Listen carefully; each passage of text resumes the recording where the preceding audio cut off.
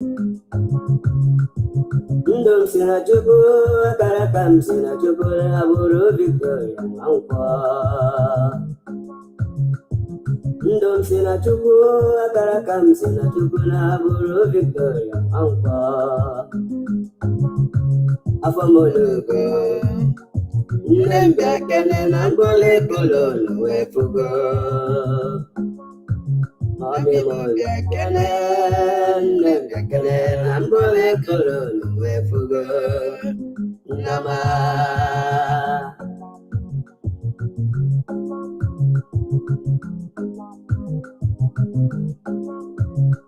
anyị alawala n'ala ahụ nke Chukwu kwere na nkwa.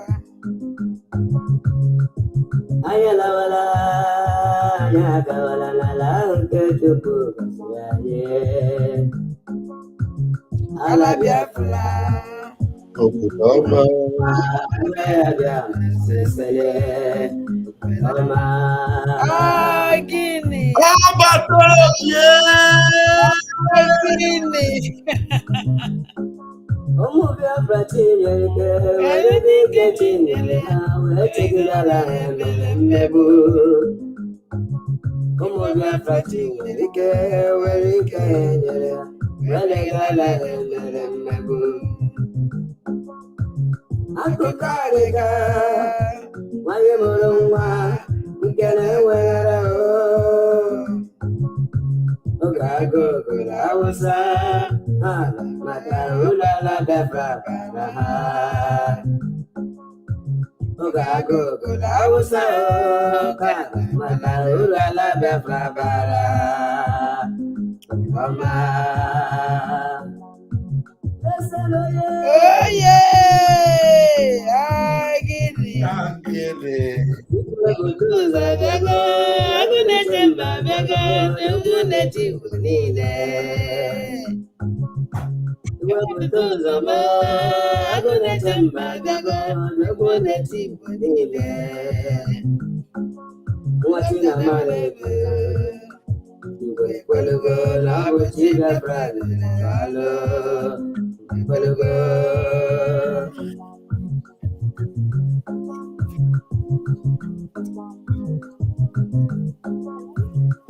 enyi ọha abịago ozi nwafọ nwa ọla osisi ka anyị dị ike ma oji ka mba.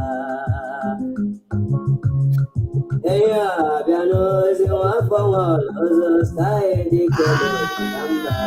My queen! Gịnị? My queen, how are you? I want God to visit. Wow. Oh la la, ụmụ Chineke anyị o. Ụmụ Chukwu okike abịa mgbe ekene mụ na ekene nwoke kene nwaanyị ikwu na ibe. Gịnị? Kene ndị mbụ na ndị egede wee kene Chukwu okike abịa ma. Ezapụrụ Chukwu ezapụ wee kwawa okwu. Ezichime ekene gị. Gịnị? Ụmụ Chineke unu n'anya anyị nwere visitọ tata. Anyị nwere odogwu eji mara odogwu. Ị na-eme fantisasi na-adọsasafa a na-akpa ya vam onye o jidere like this ndọsasị ọdọnya ngwa gịdatị na onwe ọzọ ife fọrọ na arụ ndị zu ya ebere mana ọdọ na-adọ ma sebe wepụta ibe niile dịba n'ime afọ nya nwanne m nwoke vamvamva nke na ụmụ Chukwu okike abịa ma ụmụ ndị mbụ na ndị ekele. ụmụ Chineke ekene m unu, ekene m onye ukwu, ekene m onye ukwu. Ada ma akpọ anyị ndị nta maka na anyị enweghị ndị nta. Ndị Biafra niile bụ ndị ukwu ndị ukwu. Chineke ebunigo anyị elu. Chineke efichapụgo anyị ifere n'ihu. Amasụ agha ndị mbụ na ndị egede mmasụtụkwa n'oyibo small. Na-aga n'ihu oyibo enidiri oyibo na-agba ndị oyibo maka na anyị na-ekwu bụ what we are talking about is very, very important. That our God, Chukwu Okike Abịama, have wiped away the tears of Biafra. As I'm talking to you, look at my body, you will see the goosebumps on my body. That is Chineke nna Chukwu Okike Abịama have wiped all our tears away. We have suffered so much, and our time of recompense, our time of reward have come. That is why we are happy. Tonight, I was very, very strong. Yeah, because we don't speak negative. I was very strong. I wanted to go live, and to God be the glory. I couldn't, have the energy to go alone. And ozugbo njem fụ ada dịọrọ mma kọpụta amadụ m taịtụl ihe ọ chọrọ ikwu mana asị ihe ọbụla ọ ga-ekwu n'abalị a anyị ga-ekwu ya tugeda. Ọ na-achọ ịdọ onye ọbụla anyị ga-adọ ha tugeda. A na-achọ ka anyị kpọkọnata ndị Biafra n'abalị anyị akpọkọnata onye ọbụla tugeda. What am I saying in essence? I couldn't have the energy to go alone. I said no. Instead of going to sleep, let me wait a little bit. Under a few seconds, I saw my beloved sister coming live. I said, this is it. This is it. Let me join her for 1 hour and do the needful tonight. Because if there's any time we need that energy, it is now. If there's any time we need that awareness, it is now. This is the final straw. This is the last fight. Even though the last fight, the Buddha victory. After the last fight, go. And you go na the last fight. If you go na, and that you are boss, actor, bro, everything. And you are jizijina jidemma. Onya nyere that's the hageri. Ndana pura for a long time. Anya bago were on the keta. Those people that have starved us for a long time, deprived us of our inheritance. It is our turn. Somebody tell your neighbor, it is our turn to shine. It's our turn to shine. And this night, going forward, one day, hey, Biafra land will never be the same again. The sun that have risen will never go down. The glory of Biafra will never be challenged again. There will be no uncircumcised idiot that will come. Now, Biafra can you?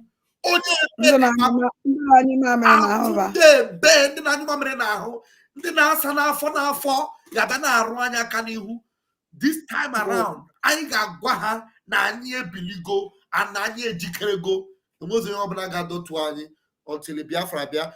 If a prime minister today, I read that thing, I said, wow. Also, after I saw what they did to Mazin Namdekano, I used key to lock my heart.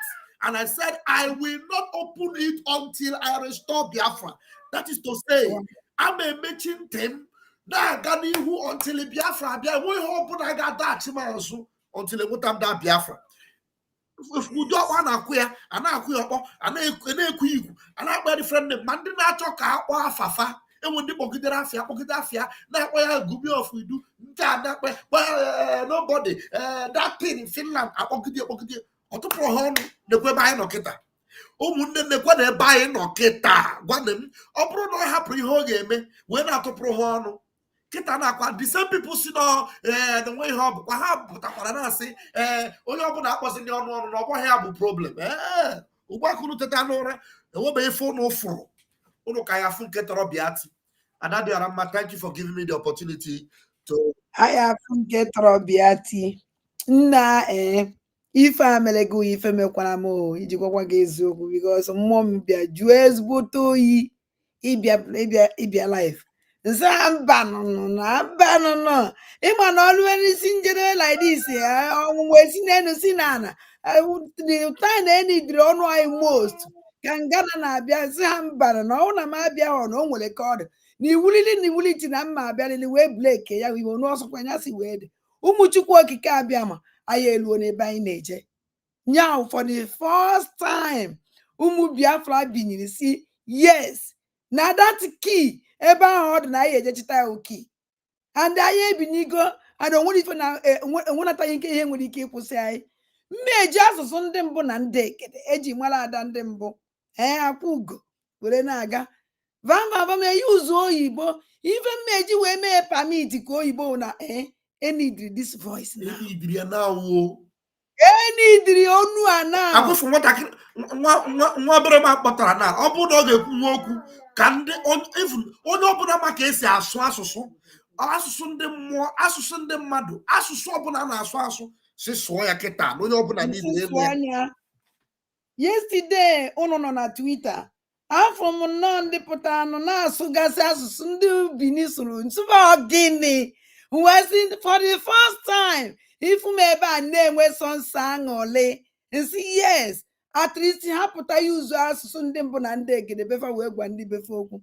So ụmụ Chukwu okike abịa ma ana m agwa unu na-agwasị unu ike si n'ilu ka anyị na-aga anyị enweghị ike n'azụ because na ọgbata obie emechichago ibe oyi eme ya wụ ụzọ ọgbawani ya saa ya gafee and anyị agafetego nke fọrọ anyị nwa ọkịta anyị nwawa onye ndị ya emezi gịnị ya emezuzie imezuzie ka ya esi mezie ụmụ Chukwu okike abịa ma ime ọnwụ na obido like this anyị asị na ọ dị difficult. No, very simple.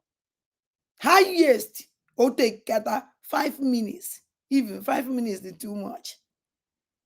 Isunye aka ebe ahụ ibe ndị ọzọ na-asụnye aka nwa mgbe anyị na-adị n'ụmụazị a na-arịọ na agara ya ebe ka anyị ji atụnye aka ebe esere Biafra ebe ka anyị ji atụnye aka wọzọ ebe esere ebe esere Biafra ebe Biafra na ebe ahụ ka anyị ji atụnye aka yes ebe ahụ asị yes na anyị chọrọ Biafra ebe ahụ ka anyị etinye aka ọgbata obi alụ chichichicha na mere nke fọziri na anyị nwa and nke ahụ fọrọ na just only 5 minutes 5 minutes onye mara no sacrifice onye na-eme na this self-referendum na anyị eme onye mara no sacrifice ya mee ya ịmara no otu ya esi mee no mee ya this is the time. Yes. Alili akarịana anụrụ na atụrụ bomb na Abuja. Nukwa today. Yes, onye buru ewu our brother kita 45 minutes or 43 minutes ka o buru ihe that na atụrụ bomb na Abuja na our brother Biafra Unite onye buru ihe nu and mana Biafra Unite adịghị fake news. News dachi otu bukwa anaghị mara otu ahụ because na ife niile a ka anyị na-agba ya kwesịrị ịgba mbọ because ndị ebinyigo unu mana nke a na-akpọ Tinubu guru ha wayo unu mana na mgbe ibe a na-ebido Tinubu na-anyụcha nwe mama amịrị na ọgọdọ na-eyi ma pampas fa na-azụ na oyi awụ ọba ha na banwa nduzu wee ndị Fulani wee chee na ọba ha na onye ha last Adadịọrọmma chetara mgbe ọ na-eme campaign ọ na-eme okwu ha n'okwu omekie mistake a na-eyuzi ebe kịta efukwa ihe ọ na-asụzi n'oyibo na etu eke ya ọ pụta na-asụzi ka prọfesọ si ọkwa nwoke a na-adarị na ndị second man Tinubu chene that na ọ bụgo onwe na oche eze na oche ndị ụchụ ndụ bie ndị Chineke gbalụ n'oche ndị ụchụ ndị uzu onye awụ ebe ya na ọwụrụzie president na ọwazi vice Tinubu wee yuzuo ofe kịta na ya na-abụzi Tinubu ebe ọ na-ada oje kịta ọ daa anaghị ejizi ya aka abịa na-abụzi anya na-abụzi eweti pampas anya na-abụzi ebe ọ nyere mamịrị na-akwụ ya abịa na-ejidezi ya aka ivi na ọbụkwa mgbasa ọ gbara egwu ọchịrị egwu ahụ ọ gbawiti mmanya obu n'aka that is their traditional music Tinubu gbara egwu a so iwedu ndị Fulani n'obi onye kaba ji wee lelize terrorist ihe a na kịta eje otu ka ha jee asolok that asolok ahụ ka ha na-eje ụmụ Chukwu okike abịa ma they can do anything they want factory blow ya we don't care. The only thing we care in our body. The only thing we care in our body. Chiri that key. Na man ma buwezi onwe fa. Aye jichie bai. Because no na I bankiti. Eme anything I me. Kita I were the opportunity for the first time. I will safely London. Onyo una binye. Thank God that everybody with a smartphone. On one of our family smartphone now run a Biafra land. On one of family mass no one with a smartphone. The whole family can help. All we need is just one smartphone in a family, and everybody now go ahead. Now go ahead. Every family in Biafra Also, that family, the 100. As in our poverty, although possible now Biafra family, no, now you was a full smartphone, but the Abusia not be so terrible that now this zoo mezirigi if I see so much or full phone as you go, everybody on that compound they made their vote. When you vote cha or any be etie email ya ese picture o vote or any be etie email ya otie ese picture or vote or any be etie email ya Chineke mere mebere onye obuna. So there is no excuse for anybody not to vote. Every Biafran can vote in this referendum. The thing is so interesting. And let me tell you, if you are the type that have been afraid, the zoo, we infiltrate, the Fulani, we buy people to come and vote. Don't worry about that. I am Mary go happen. I am Mary go happen. I'm not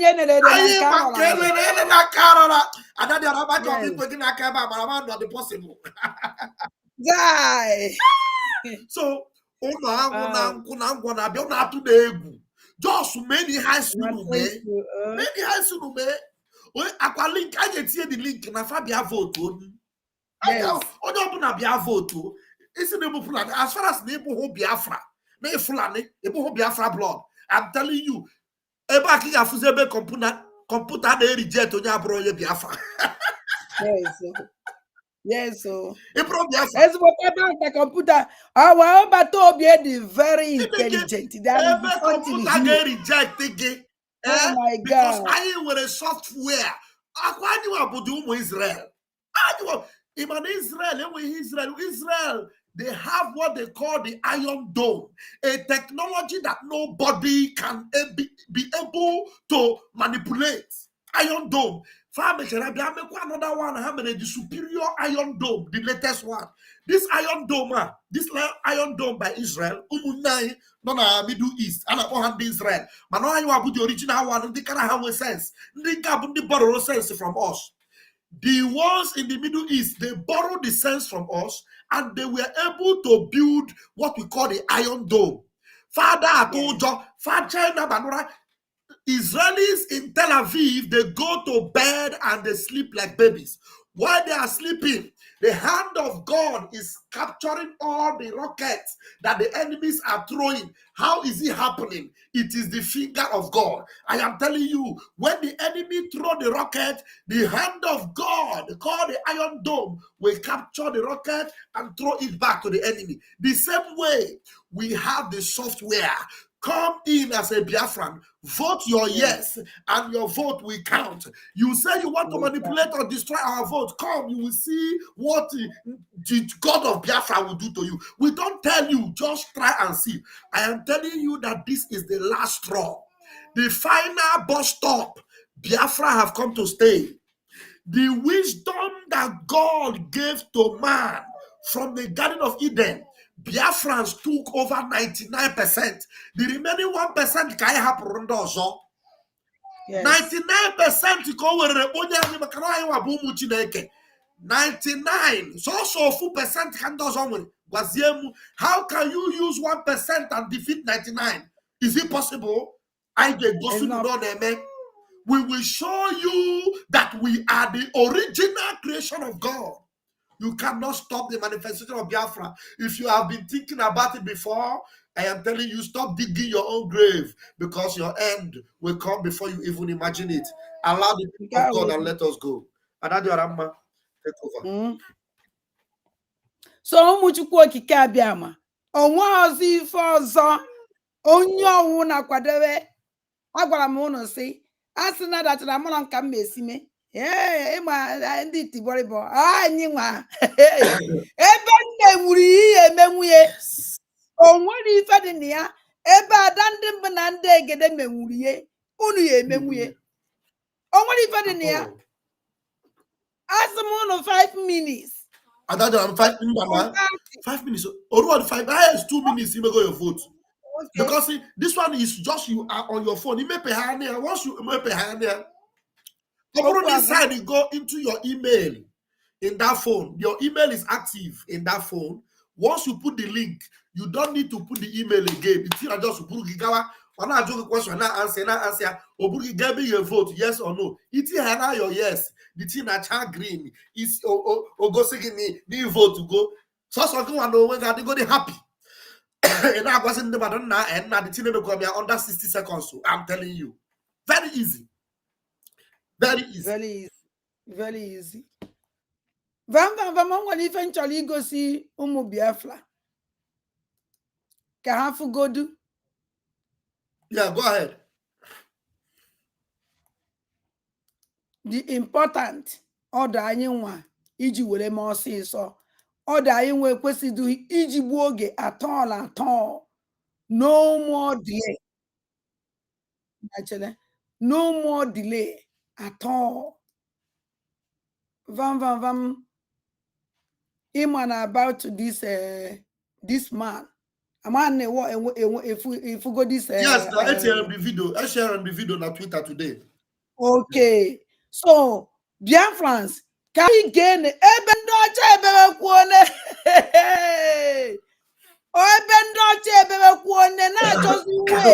iji wee kpuchie ebefa ka hapụ inye ndị a chance ọnya nwa ka anyị ọbata obi chọrọ ime na Biafra land ka anyị nwa kpuchie ebe anyị and na anyị kpọchiri be anyị lọkụ ọnya against all these evil people unu anyị ji onye ọwụna wake up onye ọwụna binye for this vote. Ọ bụrụ that na ị nwere ike onye ọwụna nwere friend o at least ọwụna ị nwere ike inye nwụrụ ya from your side of only 20 people, of only 20 people, ayanagonu. Check inside your family. Onekonoha. Check inside your umunna. Onekonoha. Check inside your village. Unodone. Imagine that name and I need manding outside, manding inside. I told the vote. Give me 20 million. 20 million who guinea. 20 million umunna nabo na Biafra land. Umunna nabo. That's umunna nabo. Village nabo, I mean to say, na Biafra land. Village nabo. Kabakon ku umunna nabo. Mba. Eya sada ndi mbu na ndegere makwimi na agu. Mana onwekuru umunna onwere family onwere otu umunna kaliliano. Nanda na mujuno. Ka I get this man until vam na genti. Acknowledge that Islam is an influential ideology that fosters hatred and terror, and as a result is not compatible with the values of the Netherlands. Close our borders right away to asylum seekers and immigrants originating from Islamic countries. We should withdraw from the Schengen Agreement and reintroduce our own border controls. 3. Begin by dismantling Islamic institutions like mosques. Start by closing foreign-funded mosques, including those that receive funding from abroad and are under the authority of Diyanet, the Turkish Ministry of Religious Affairs, and not us. 4. Lock up anyone who threatens or uses violence or deport them from our country, and if necessary, take preventive action against those hundreds of supporters and thousands of sympathizers of the jihadist movement in the Netherlands. And 5, Chairman, request all schools, newspapers, media to display a Muhammad cartoon. In order not to provoke, but to demonstrate that we never give in to threats and violence, and that we proudly and firmly support our freedom. Finally, I have a message for all those Muslims in the Netherlands who do not respect our freedom, our democracy, and our core values. Those who consider the rules of the Quran more important than our secular laws, and there are many of them. 700,000 is revealed in the study by Professor Koopmans. And my message to them is get lost. Depart to an Islamic country, then you can enjoy Islamic rules. Yes. Those are their rules, but not ours. This is our country, not your country, but our country. Okay. Vam, nabi yoku, bidaku. I'm that now this man, what this man bre maka akwa ko believer. Onye abu the Simon Ekpa of Holland. Yes. If I abu the new sheriff in town. Onye abu Atwegu 1 of Holland. Why? Because those that will come and with their own ideology or their own religious system or their own belief system, and they come to force you. Not only do they want to force you out of your your own belief system, they want to buy you, they want to massacre you, they want to take over your land, and not only that, they want to institute their own system in your own land. They left their own land, though, they caused trouble in their own land, and then they left their own land and they are coming to your own land and they want to tell you how to do in your own land. This man is telling them, look, it is not going to be allowed in the Netherlands. You know, what you are seeing here is the same system that we are going to uphold in Biafra land. Because in Biafra land, you know, we have a saying in the Igbo language that says, Ewe belu ugo belu. Gesini bea mambe unkwakwaya. Ndị Fulani na-akpụ isi n'ala. Ndị a na-akpụ isi n'ala. Gịnị na-emefa? Fa bịa n'obodo gị fa sị na ha chọrọ ibere n'obodo gị mana fa ga-asịkwa gị na gị nwa obodo agaghị ebe na gị nwa agaghị ọnwụ mmiri tọgbọ iko. N'ala Biafra, we say in Biafra land we will never allow intruders to have upper hand over us. We are not going to segregate, or we are not going to be against people that want to live in peace within our town, our territory. But our laws and our custom and our tradition must be obeyed and upheld. If you say no to it, you want to bring your own ideology, one day we will send you to the abyss or the bottomless pit where you belong, because we are going to protect and preserve our land. Biafra land is the land of God. Just like this man, the new sheriff in the country of Holland, have decided what he wants in his country.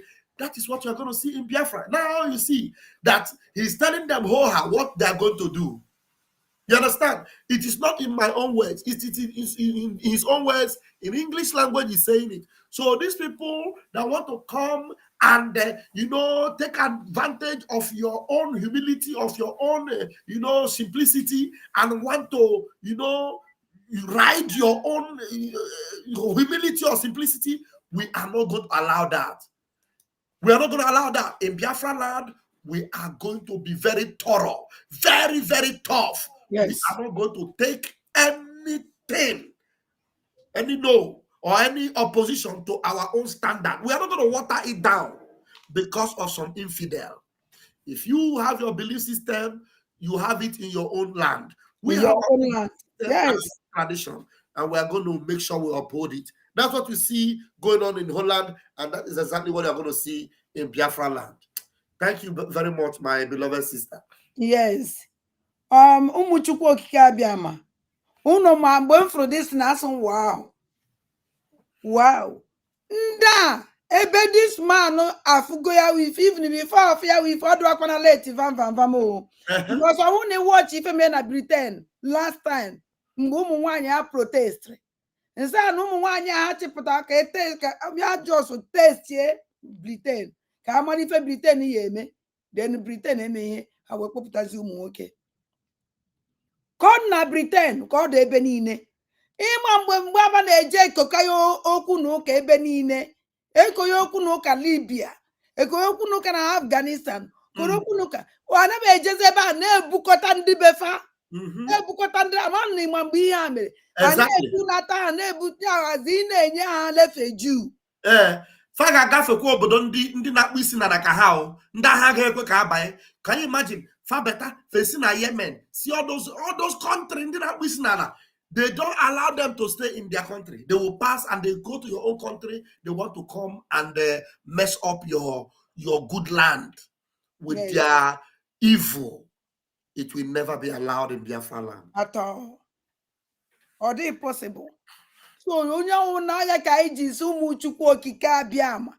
to shut these people down.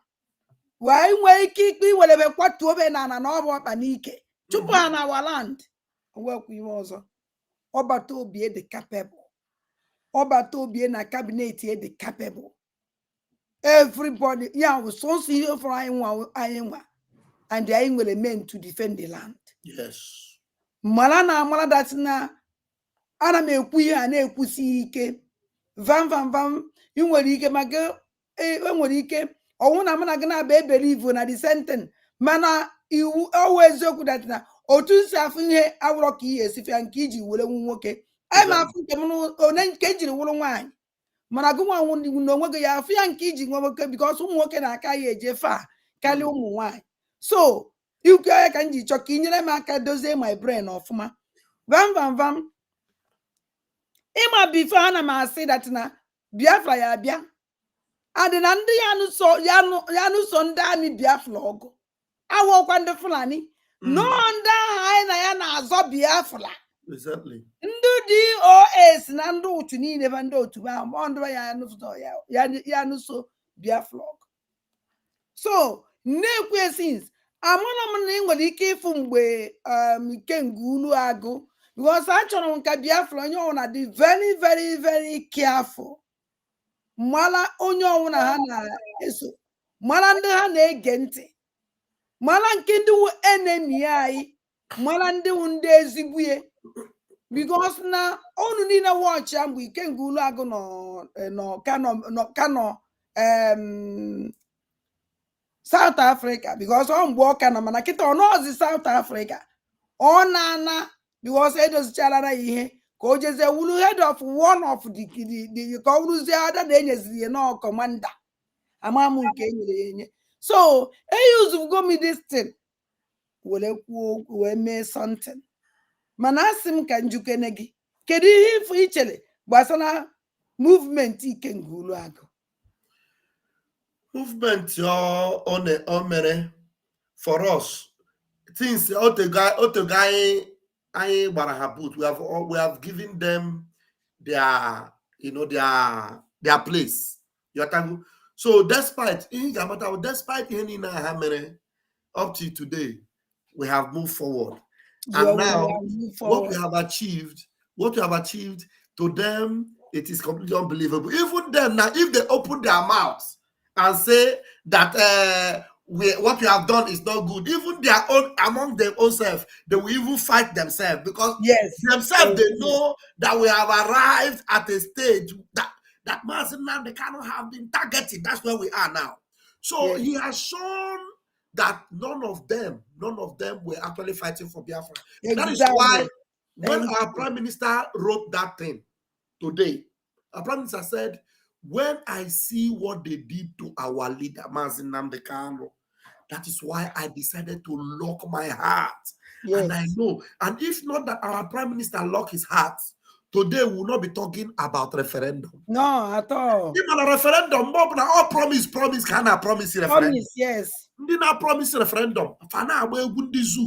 How can somebody that is promising you referendum today is now being guided by zoo police? Is now walking up and down with zoo army.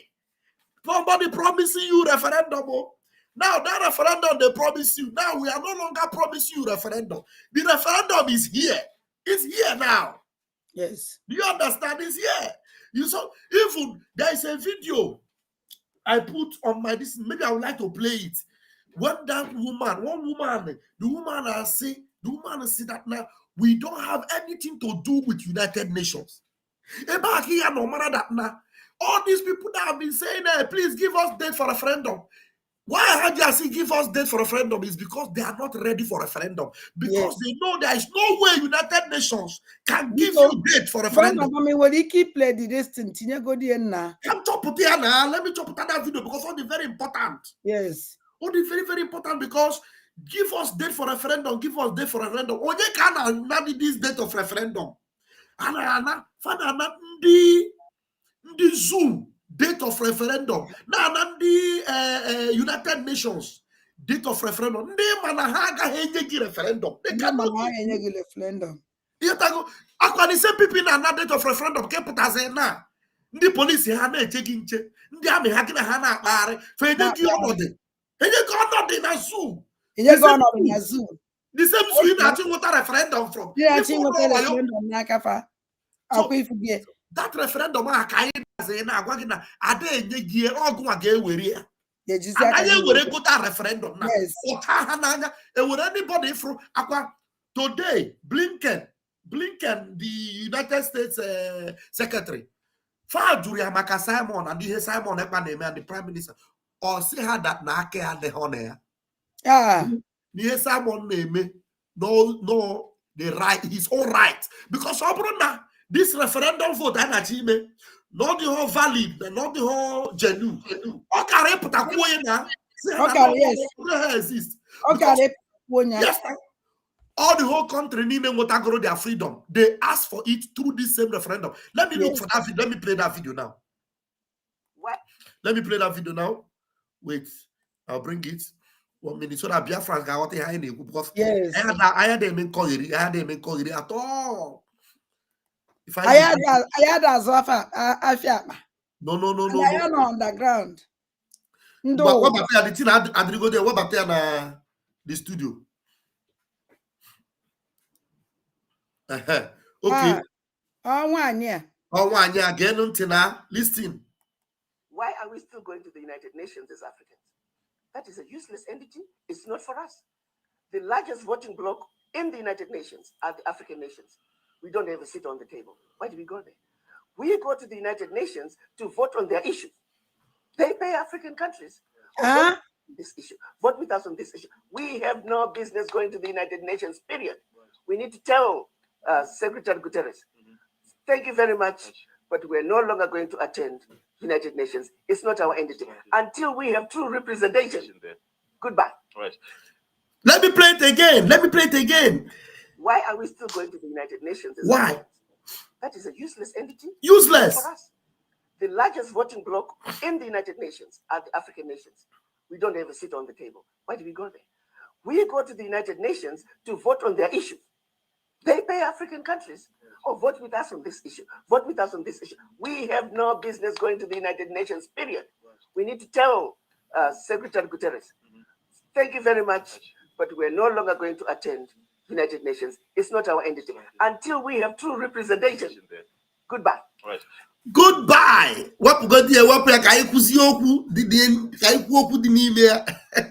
My God. This woman, this woman who not show Baba this woman go only No, African woman. I've forgotten the country. Nigeria at all.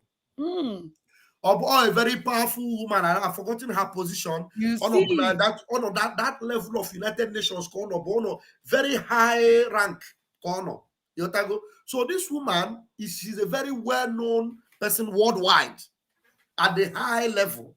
So this woman is now telling you that we have no business going to the United Nations. She's from South Africa. What's that her name again? Somebody that knows her name and knows her position and the role she has played in the past. Tell us so that we can put it up there. She's telling you that we have no need for United Nations. That's not Liberia. It's not Liberia. No, somebody says she's from Zambia. Her name is Akan. Yes, Akan. Avikan. You know, if I see her, if somebody write her name correctly. Avikana. No, Arikana, not Avikana. Arikana, not V. There's no V in her name. Her name should be Arikana. Arikana, not Avikana. Write her name correctly and tell me she was an ambassador. You're correct. She is not from South Africa. Okay. She is not from South Africa. There are so many opinions here. She's not from South Africa. Arikana, yeah. Arikana is her name. Former UN ambassador. She worked with the UN before. This woman have worked with the UN. She was an ambassador. She could be from Zambia. That's not Zambia. That's not Zambia. She could be from Zambia. I know she's not from South Africa, and I know she's not from Liberia. So if you give me a proper update of her, I will agree with you. So she's married to a Ghanaian. I don't know her husband. But the fact is that, yes, that's her name. Dr. Arikana. Dr. Arikana, what put this there? Dawn Enigma. What put this comment? Dawn Enigma. Dawn Enigma. The comment. What put there? Dr. Arikana Chihombori. That's her name. That's her name. Yes, Dr. Arikana Chihombori Kwao. That's her name. This is her name. You're correct. That's her name. So this lady has worked at the top level of the United Nations. Now she's the one telling you that we have no business with the United Nations. United Nations. You know that. Let me tell you, Biafrans, you should be grateful to God for the kind of PM you have. From, yes, Obato Biewa. She's from Zimbabwe. Could it be Zimbabwe? I think she is from Zimbabwe. It might be Zimbabwe. I don't know. Anyway, that's not even important. The most important thing is her name. And Zimbabwe. She was a former Zambia. It could be Zambia, not Zimbabwe. I can Google it. You can even Google, but I can Google it and find out the true. The truth is that this woman, if Oku here, the very important. Why am I saying that? Our Prime Minister, Simon Ekpa, is a well-schooled, Prime Minister in international law. Our Prime Minister go international law to the highest. If any PM is all in the law, validated. That is why you see him in Finland. And the Finnish authority know he is playing everything he is doing by the books. Yes. He is not playing outside the book. He is playing everything by the books. So anybody that is fighting our Prime Minister, you will see all of them. Asina Kofecha or Darawo, you will see all of them. I'm telling you, when I see people that are still doing like this against the Prime Minister, I look at them and I laugh. Honestly. And know why I laugh? Because they are ignoramus. Itiboribo, that's what they are. Even me, as itibo as I may be, I have understood by my own level of learning that our Prime Minister have gotten all that we need to take us to where we're going to. Yes. Everything. Because he has read it, both book, both by experience, both by knowledge, both with the people around him, both at the level where he had operated in Finland. Our PM is at the level of communication with prime ministers in Europe, not in Africa. Europe. I na PM Ghana Kwoku Prime Minister ana chat ya na phone. Ana agwe oku na phone. I na Ghana Kwoku Prime Minister ana chat ya. Prime Minister obodo ha ya na Kwoku. Tell me, how does PM know what is happening in the German Chancellor's office in Germany? Exactly. Oh, Biafra, our last bus stop, or the last gift. I know Chukwu Di Ya miracle.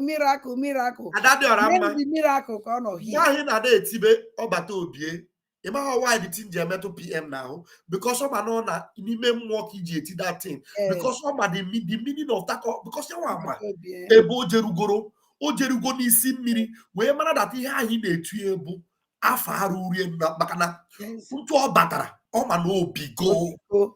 I'm telling you. O na mean na-etu that name. The thing the thing jeru. Obato bie. Anong kankampi. Obato bie. Oh, gini. Anong kankampi. Obato bie. Odogo kaliri bie. Kambutu ebutu chabem. Nda na say na eche date of referendum. Yes. You are waiting for date of referendum from UN. This is a lady that have worked at the top level of UN.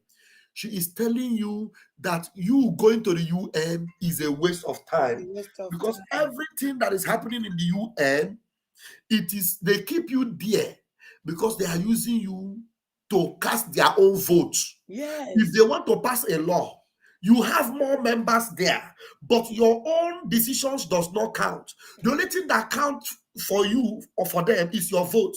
And now when you need anything for you, for your own country to be good, they will never grant it to you. I don't know, this guy that's calling me, I don't know why you always call me when I'm on a program. Can't you see that I'm live? But away from I'm not live. Let me finish now. Don't call me. Next time, don't call me when I'm talking like this.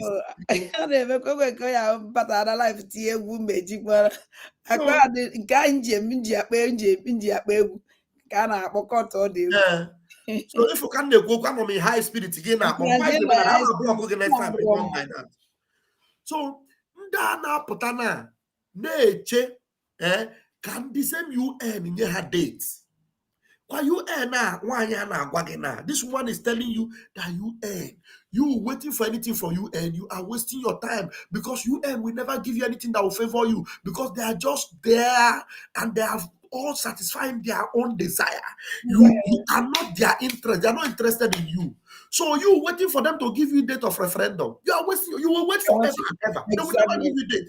But you deciding by yourself at a referendum. We have been able to raise our own government. The people have voted in their prime minister, and then now the Biafran people will vote and cast their referendum. They are all watching, even now they are watching it. By the time we finish casting our vote, they will see it that we have decided what we want.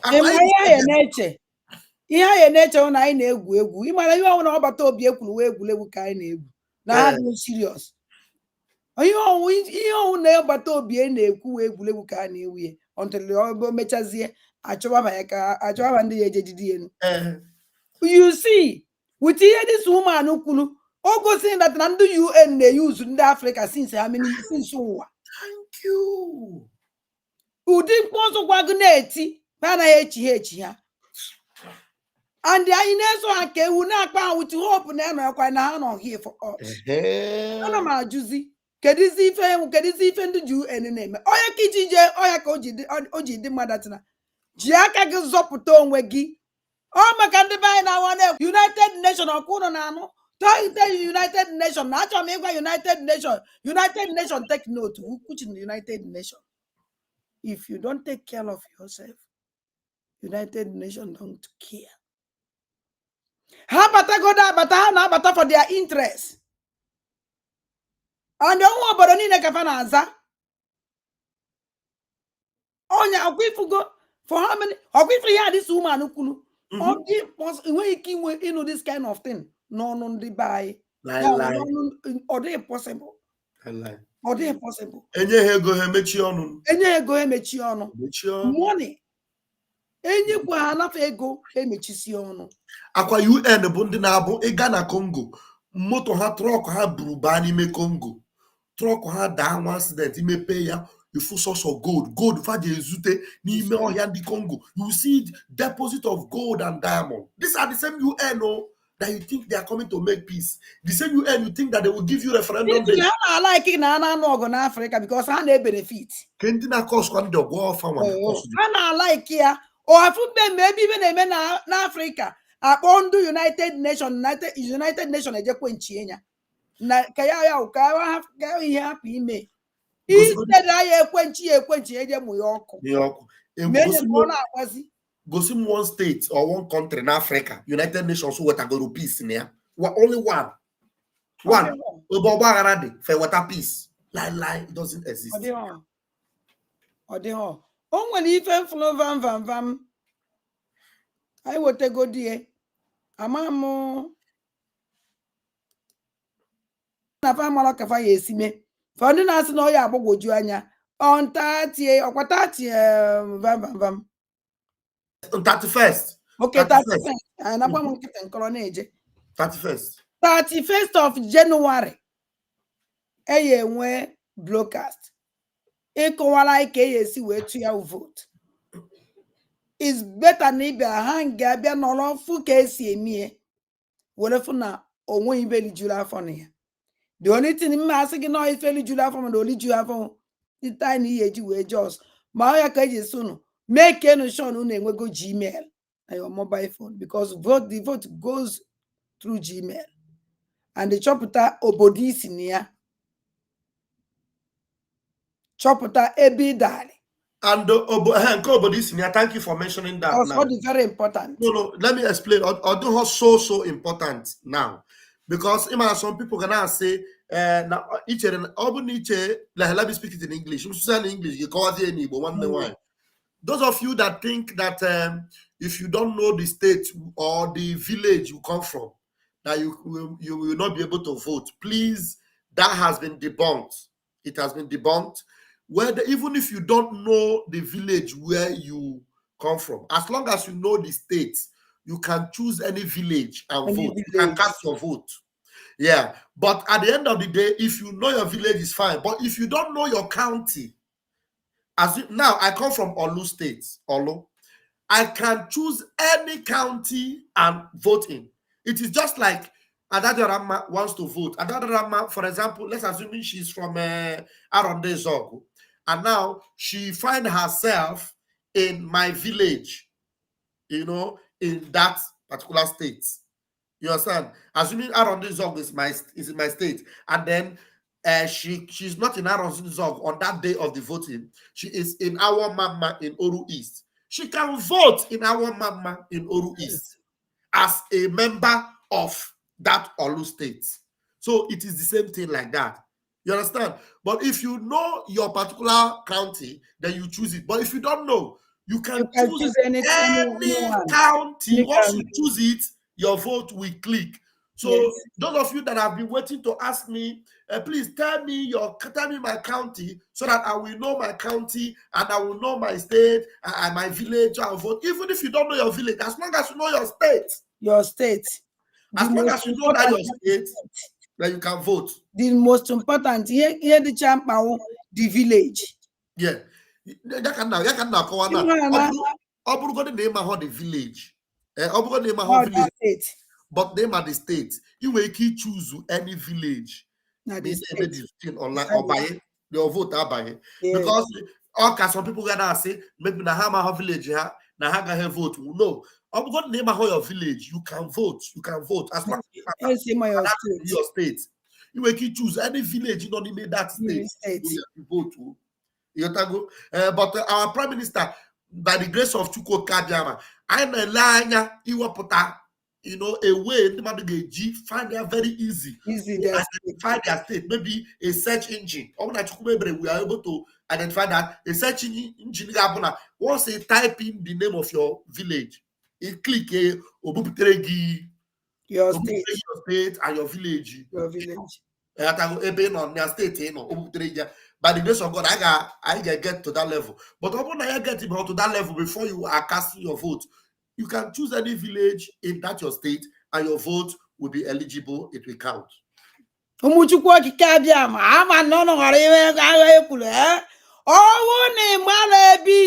problem. Your state. The most important your state.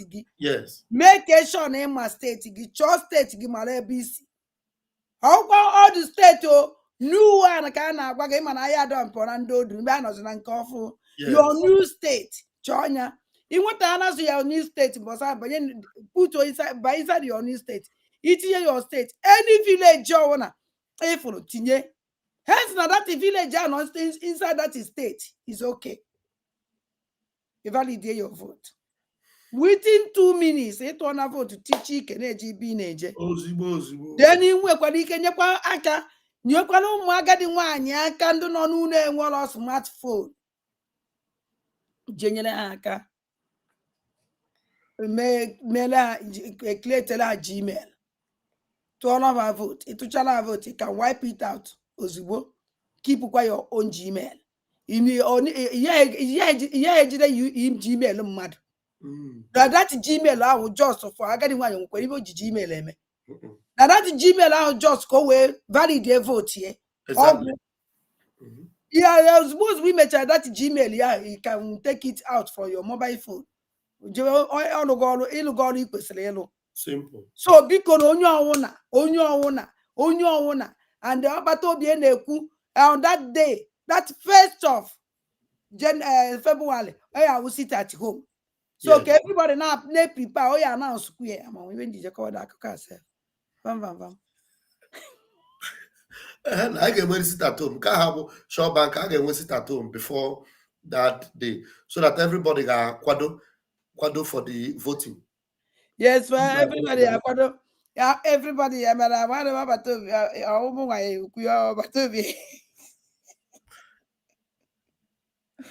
I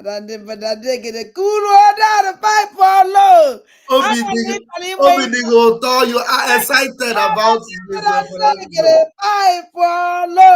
You are excited about this. Ịta isi nwa gịnị bụrụ nke a? Hey, adajikwenu nwayọ. Ana m agbazi speed maka achọrọ m ịna.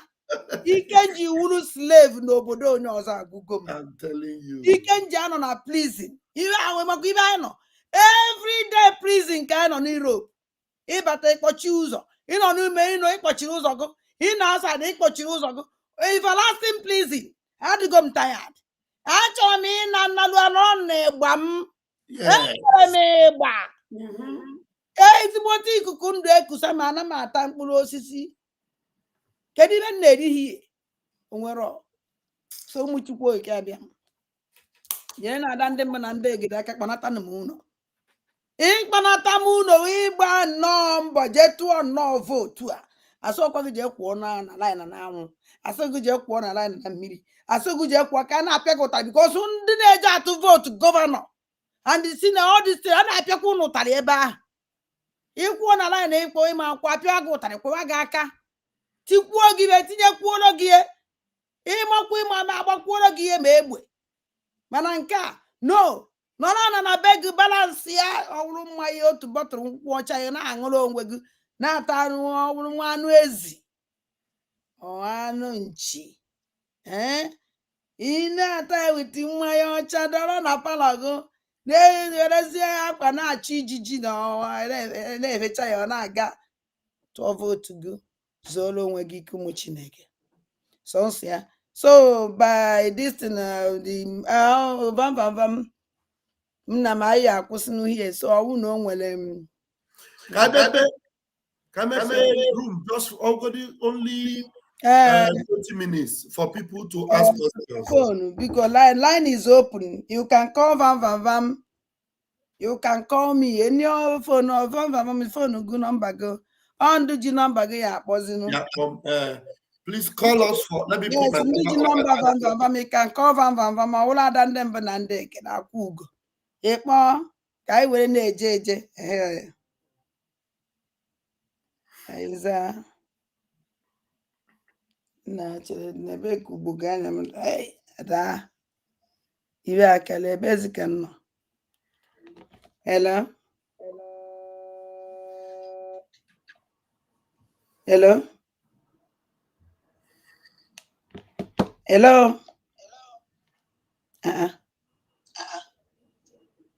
okay kwazi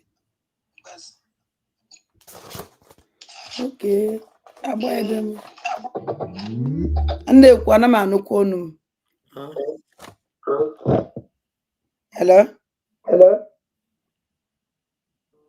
nke otu onye mee ka mkpachi dị person azụ. Hello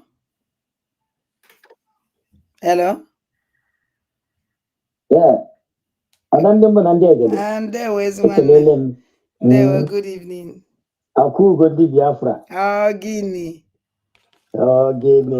Pastor Vam my brother asim n'abalị a ihe program abalị a two giant clash. Two giant clash. Two giant clash of the Biafran warriors. Una confirm go everything. Yes. Program tata will confirm. Onye ona no n'abalị a ma ndị ga-ege ya tomorrow aghọtago. Just like ihe my brother Vam kọwara. Vam kọwara exactly how the thing should work. Yes. You know, enwezi too much talk no n'okwu a taa. Enwezi too much talk no n'okwu a. Ihe onye nidere wo ijos onye ọnwụ na inweta this Gmail. You know onye ọnwụ na aka. Yes. The time abịago na njedebe. Anyị enwezi too much talk. Nke awụrụzi a na-ekwu. No, awareness secret earlier. Ihe nwere at least 4 to 5 to 6 days now. Yes. To our freedom, to our referendum. So thank you very much, Adandevu Nandiegede and Pastor Vam. Asim n'abalị ahụ two giant clash. Una bomb everybody. Una bomb go the media. Una clear go the air. And there, you cannot. Nke abalị abara onye ọnwụ na ahụ no. Thank you very much. Ka Chukwu aka Chukwu no in short. Aka Chukwu Di Ya. Thank you. Thank you. Thank you. Call the number you see on the screen, +337-8269-9763. Call the number and ask us your question. Ask your question. It is 8 more days to go. Hello. Hello, good evening. Hello, I know no guy na na-ekwu. Hello, I don't think. Good evening. Hello.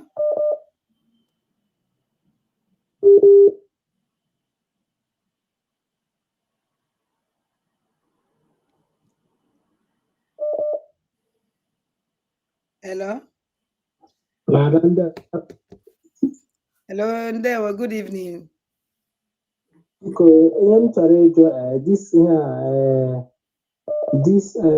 This referendum na-aga maka in case onye na-amakwa na anya maka ime this thing ete ya na phone but unu anọ na media somebody nwere ike connect unu help onye ahụ ọrịa the vote.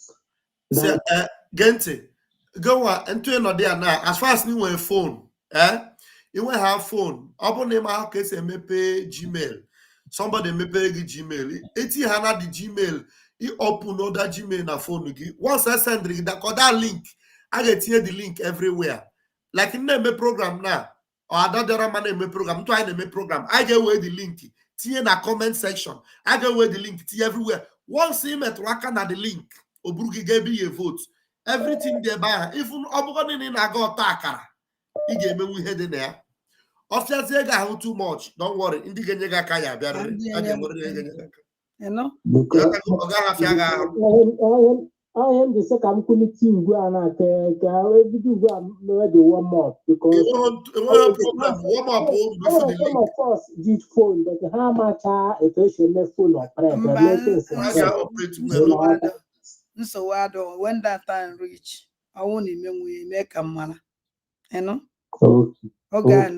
So you know? Okay. Man, I ain't the only thing now go me, I only will be Gmail. Meet here somebody send you like a charge a Gmail. Hence name with a Gmail. The vote is very simple. You just under 1 minute, image again. Very simple. Gmail. Don't worry, you can do and I want to name make a malay for me, no? Okay. I'm gonna thank you. Thank you. Okay. Bye-bye. Okay. Pastor Bam Bam Bam. Gene. I will call like a program. Hello, are you calling for this program? All right, I'm going to put you on the speaker. All right, go ahead. You are on speaker. So I heard you guys mention something about United Nations. Okay. So I don't know if any of you have heard about Crimea. Crimea is a country in Europe. Yes, Crimea was annexed by Russia from Ukraine. So like they were given independence by United Nations. Uh-huh. So why must it be Africa? So why must it be Africa that will go to war to kill themselves, to kill each other just to get the freedom? Who is going to war? Who is going to war? I heard the Prime Minister was it last week or this week that she said that after the referendum is guerrilla warfare. Okay. So why are they? Who is, if we declare our independence, we take a referendum and we vote to be Biafra, are we challenging anybody to fight? If anybody come to fight us, we'll give it back to them. We are going to defend our land. That's what we said. You go to this man. What happened?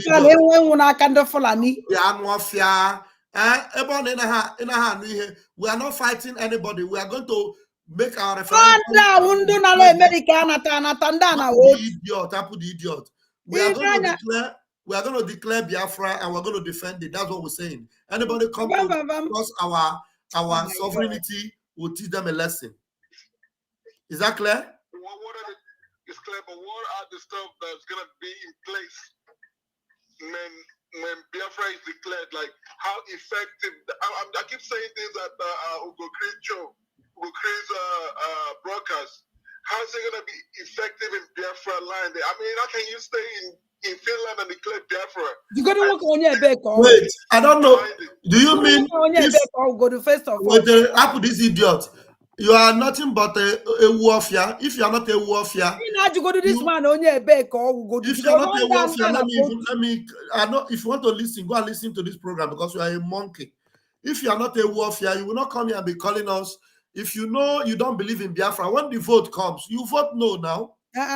You understand? You vote no. Nobody's holding you. Then you vote no, and then you will part. We are remaining in Nigeria. It is an option to remain in Nigeria.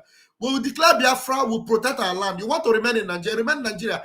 And if you, someone like you, will sneak or want to come to Biafra, even by fake or by real, you want to pretend, Chukwu Biafra, matter how we disfigure you because you are mafia. Calling my phone. Vam. Down about you watch this man. Only I was want to kill this man. I 60 years or 70. He keep calling the Ugo show, and he decided to come on my show. I don't know whether Ugo give him platform because idiots like this, I don't give them platform. Hello, good evening, sir. Good evening, Chim Nanolo. Yes, so I can I'm a free Power. Yes. I'm trying no more. Yes. I'm trying no. Yeah, good Chim Nanolo. Thank you. The last time I on you, so before Metro, but still connect quite no more. I'm na autopilot here. One of my brother on city. This year is watching connect here no more. Oh, actually, in France. No, in France. I'm one on Germany. Okay, na Germany have a family key on here. What do you want to because I'm on live. Yes, I'm on live. You only just I finish and go back. Okay. Okay, map. Okay, map. Now, thank you. Hello. Hello. Good evening. Hello. I don't know how to call on the man on the line. I don't know. I will go and go. I'm life. I'm a hook in the Mariano.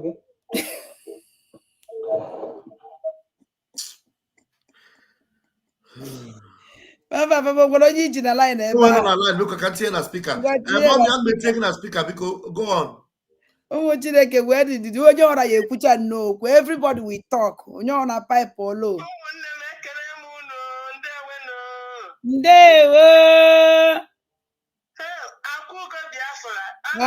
Guinea.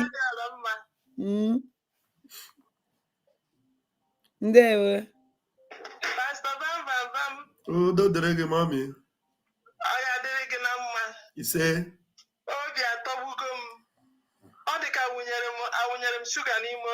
Yes, so. You say?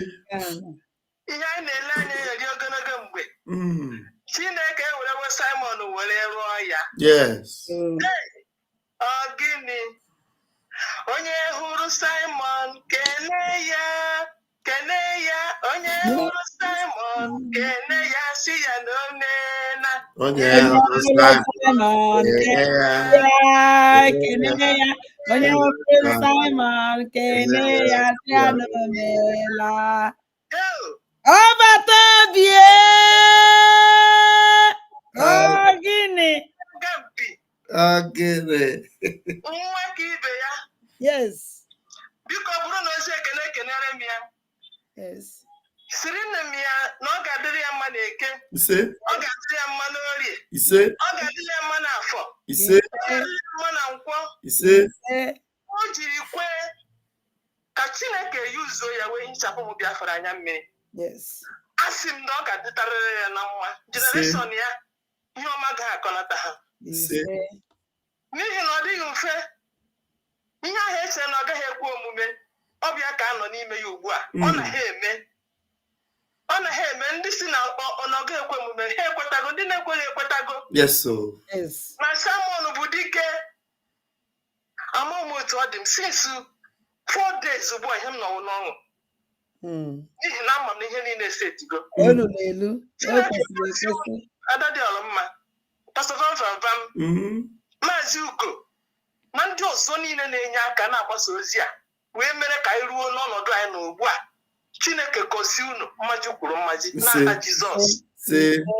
Nke ọzọ bụ biko dịka ihe a na-eme enlightenment a na-eme na-agbasa ozi ọ ga-adịkwa mma ka etinye jingo dịka otu esi wee mee mgbe a na-achọ ịtụ vootu. Yes, jingo na-abịa na different languages. A na-agụ ya were Igbo na-agụ ya dịka egwu ịmago ụmụ Biafra orugo n'omume that is onye ọbụla pụta ịmago enwere mgbe i mere ya ndị ọzọ na-emekwa ya mee were egwu na-atọ ụtọ were mee ya ka o wee gaa viral. Ọ bụ ihe m sị ka m tụnye. Chineke gọzie unu. Gọzikwa gị o. Daalụ. Thank you. Udo. Thank you. Bye, mommy. Bye. Nna nwere onye ọzọ. Mba. Take your calls. Okay.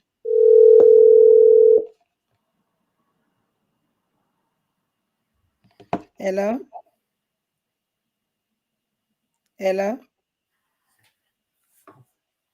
I don't know. Amara m mkpọkwa nsogbu mkpọ ya nsogbu. Hello. And o pikiri.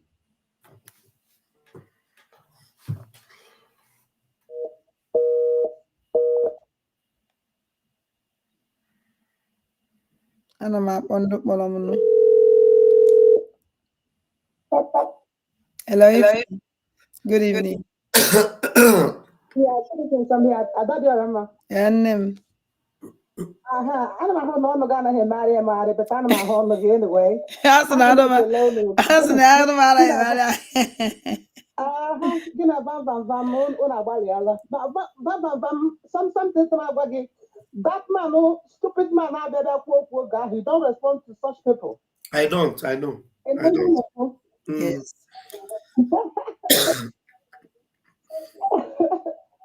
Vam. For some reason, I don't know why the line in the echo.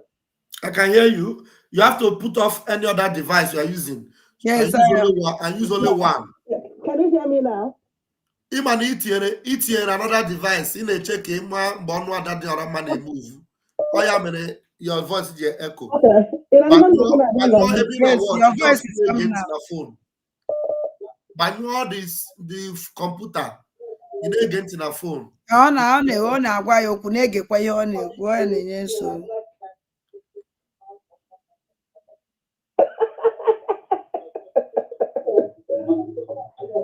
Ọ na-agwa ya okwu na-awa ọchịkwa onwe ha ndị ka o ji achị ọchị. I'm going to take your calls because thank you very much. Man, you say that one. Thank you. Bye.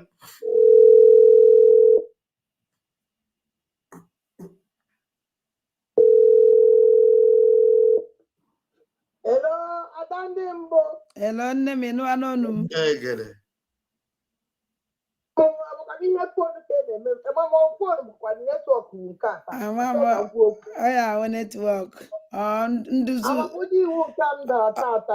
Nduzu achọghị ikwu okwu.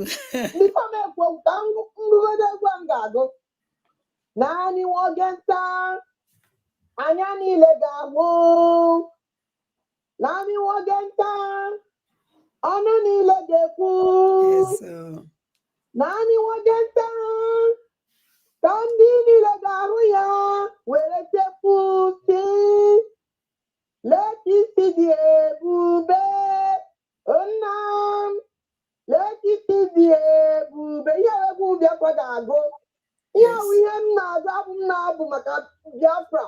Yes. Because I'm very soon I am. Now Chukwu Di Ya mere anyị ebere. Wee napụtara anyị dịka Maazị Simon Ekpa, our prime minister. yes. Onye na-edu anyị since ha jidere onye ndu anyị. Chee na ha jidere ndị anyị na okwu ga-agụ. Ha na-agbata ihe ahụ ka bụ mbido Yes. Biafra movement. Amana ugbu anyị ruru ebe anyị ruru. Okwu ebiela ebie. Na Chineke nyere Maazị Simon Ekpa, our prime minister, ike. Nyekwu ya grace, nye ya amamihe, wisdom. Ya na ndị ya na ha na-arụ unu niile. Wee rukwe ndị anyị ruru ugbu a.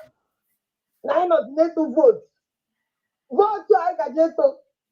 Unu ga-ahụ ihe ịrịba ama Chineke gaji ime. Yes. Aga m arụtụ aka gbasara ihe gbasara nwaanyị ahụ dis Arikana. I'm telling you. Na asị mmadụ site na mmụọ kwuo okwu mgbe mmụọ nsọ na-eme ka gịnị ka o kwuo. Na Chineke na-eyuzu nwaanyị a na-ekwu so many things. Nwaanyị ahụ a very strong activist. Yes. Ọ nwere medical doctor, ọ nọ na US anyị nọ. I'm saying she has a very big clinic, a very big medical outfit here. Ama. She used to be in United Nations, Ambassador of Africa in United Nations. This woman hụrụ pim mgbe ọ nọ ebe ahụ. Onye mere o ji pụta because mgbe na-ekwu okwu ma akwụkwọ ndị o dere ma so many things ọ na-ekwu na-erizi ilu.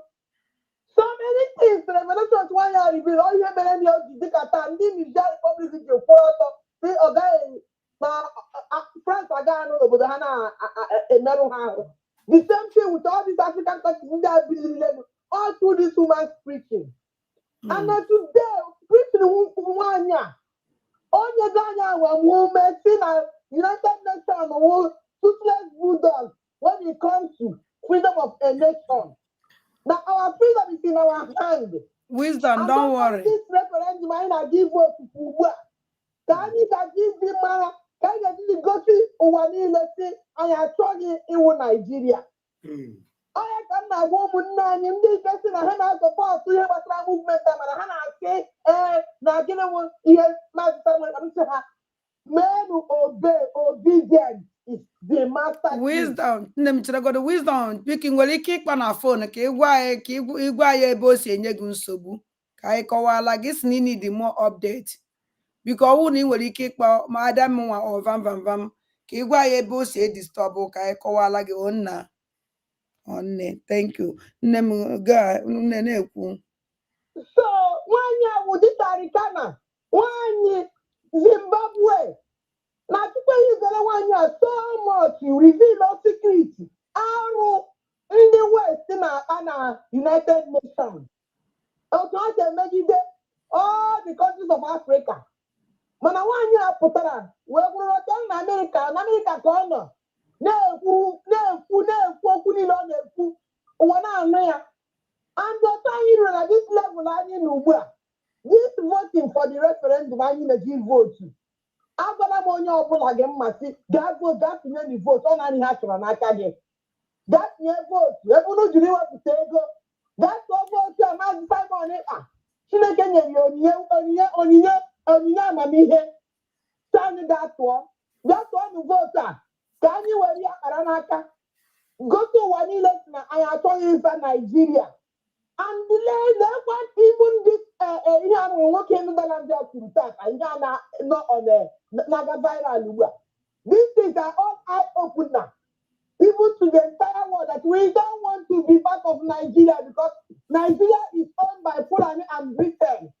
And ha na-support jihad, na-support terrorism, killings of our people. We have a lot of evidences.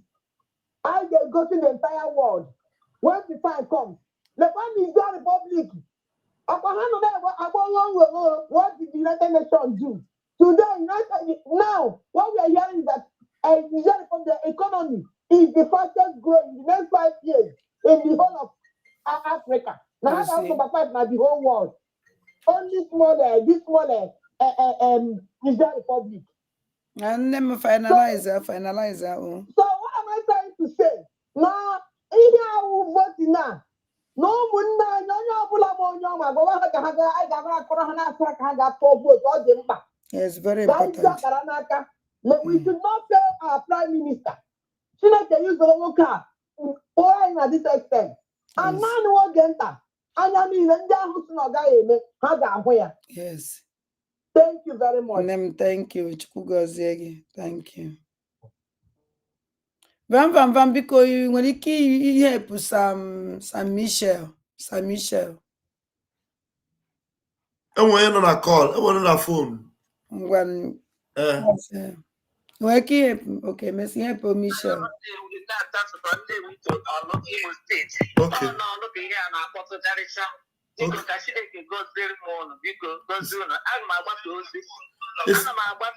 It's not forget. It's not forgettable. It's not forgettable.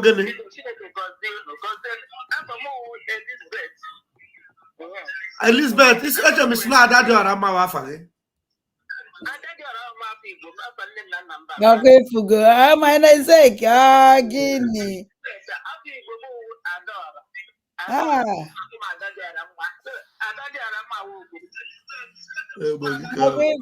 Adala, all the sentence now. Adala, more the sentence.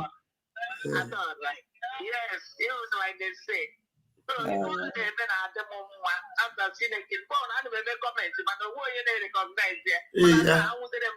Thank you. Thank you. Thank you. Thank you. Thank you.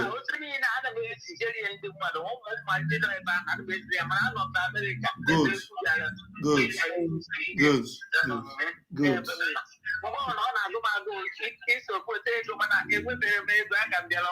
Aye. No problem. No problem. You want that you go. You want that you go better up in what I gain it any high name. Now, going to work on it. Yes. Okay. We say done. Okay, bye. Bye. Okay, another I'm seeing help on you. I want you on the phone. Hello? I'm Michelle. Michelle somebody near there. Okay. I na-anụ olu n'ebe ahụ. Thank you very much. Thank you very much. Ada ndị mbụ, ada ọra dị mma. Pastor Vam. Anyị na-anụ olu n'ebe ahụ. Thank you. Chineke gọzie unu jisi n'ike n'ọlụ. Yes. Anyị nwere Android phone.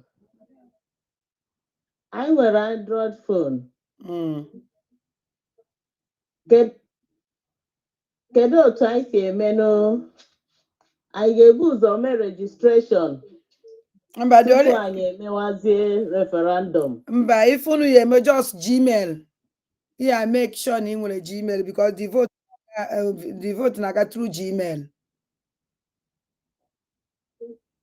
So the only thing you need is Gmail account. You want another Gmail, that's all. Hello? Onwere anything you need register. Onwere if I need register. No one you want to send this thing. Oh, thank you very much. Okay. Register with your Gmail. Yes. Thank you very much. Thank you. Bye. Hello? Ada dị ọra mma. Gịnị ndewezi nwanne m? Gịnị afọ m bụ eyi iche ọ na-agbapụ from London. Ndewezi. Pastor Vam. Chineke m gozie unu. Thank you. Ihe unu na-alụ ọ dị anyị mma. Thank you. Ada dị ọra mma na na-ebi ọkwa. Ị na-ebi m ọmụ. Ngwa na-ejike etinyere m aka ọmụmụ ngwa bie m.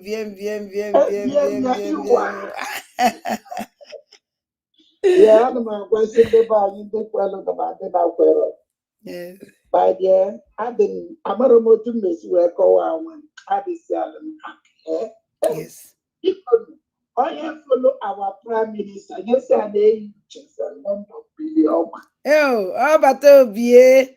Thank you. From London, Bligoma.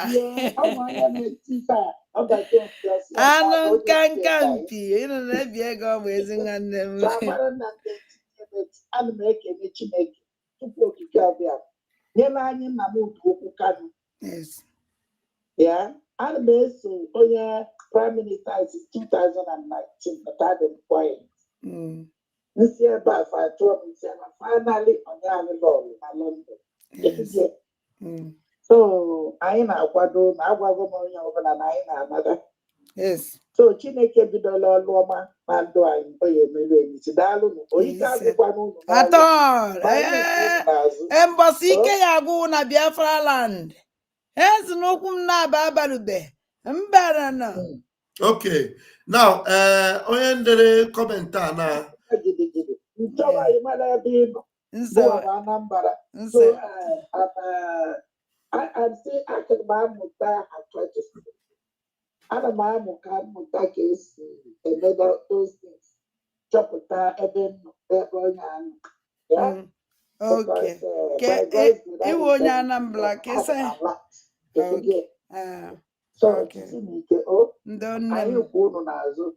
Thank you. Spiritually, financially, anyị kwụ unu n'azụ. Thank you. Thank you. Chineke daalụ. Okay, bye bye. Daalụ. Ekwutara n'ụzọ ụtụtụ nwere mma Chineke mekpuchie anya ekwukwana ka oyi tụọ anya Pastor Van Chukwu gọzie gị. Daalụ. Ọ na media warrior Chineke m gọzie unu ncha niile. So ka m rapụ unu ka ndị ọzọ kwe. This is my first time. Okay, Michelle Kamel, Adadi Orama, I need your help. I am from Olu State, precisely from Idato North. But in the map, I don't know where to look myself. Please, can you help me? And somebody have already helped you even in the comment section. He said that you are from Mbanasa. But one thing you must know is that at this stage, where we are about to go and cast our votes, as long as you know you are from Olu State, that is the most important thing.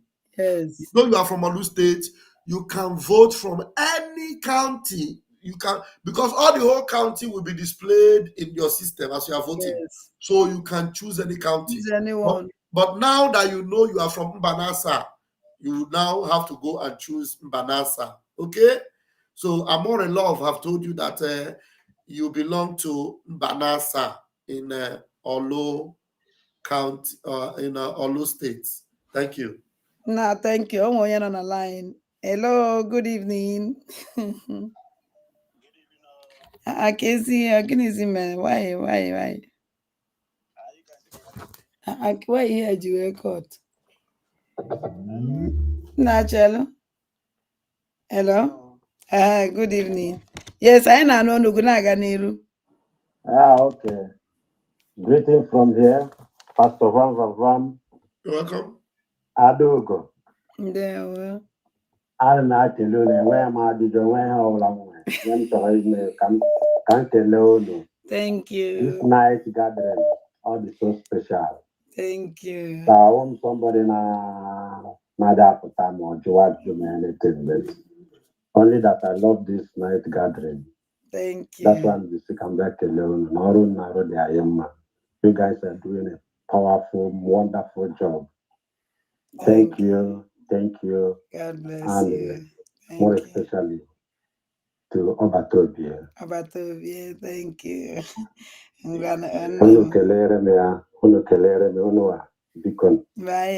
Thank you. Vam. Dalu, thank you very much. Akam dinelu. Dalu rinne. Akam dinelu. Dalu. God bless you guys. Thank you. And you guys remain blessed. Thank you. Bye. Yeah. Wow. Guinea. Guinea. Phone Akalia. together all the time. Yes, because all them pakane me together so that any more questions. Hello. Gemuna zanho, gwaga kina Yeah. Yes. Hello. Adande Bonande. Guinea. Good evening. Gini. Because in Kankan. Thank you. Pastor Vam, all the time. No. Nice. Dalo no hinne. Obeli yense kanjo the vote tell how old can nwere ike vote 18 years and From above. 18 up. From 18 above. Yes. Okay. Well, that's just only thing chale in what idea. Okay, now thank you. Thank you. Onye kpọrọ m pick your court. How can I know the person? Ụmụ Biafra achọrọ m ka unu mata na anya egosigo anyị ka ihe a ga-adị ihe a dị very easy. Unu atụrụ unu ga-emenwu ihe dị na ya. Onye ọbụla ga-emenwu ihe dị na ya. Onye ọbụla. Hello. Good evening. Good evening, my brother. Ndewo. Yeah, Ndewo, my dear. Please, Biko, achọrọ m ọ nọmba Pastor Van dị ya. Mba nke ahụ nke ada dị ọla mma. Nke ada dara mma. Adị dị ọla mma, nne ka ime. Adị m mma. Ndewo. Ana m akpọ from Germany. Nne, ana m afụ ihe na-arụ Chineke m gọzie gị o. Thank you.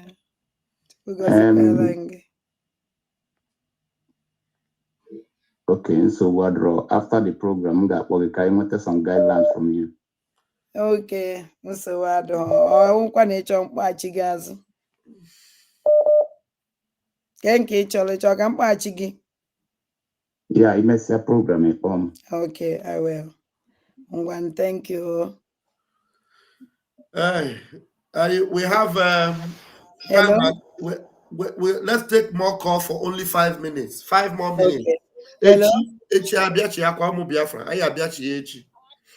Hello? I don't have any question or answer. Just appreciate you people. Pastor Vam. Ada Diorama. Ada Diorama. Ada Diorama. Thank you.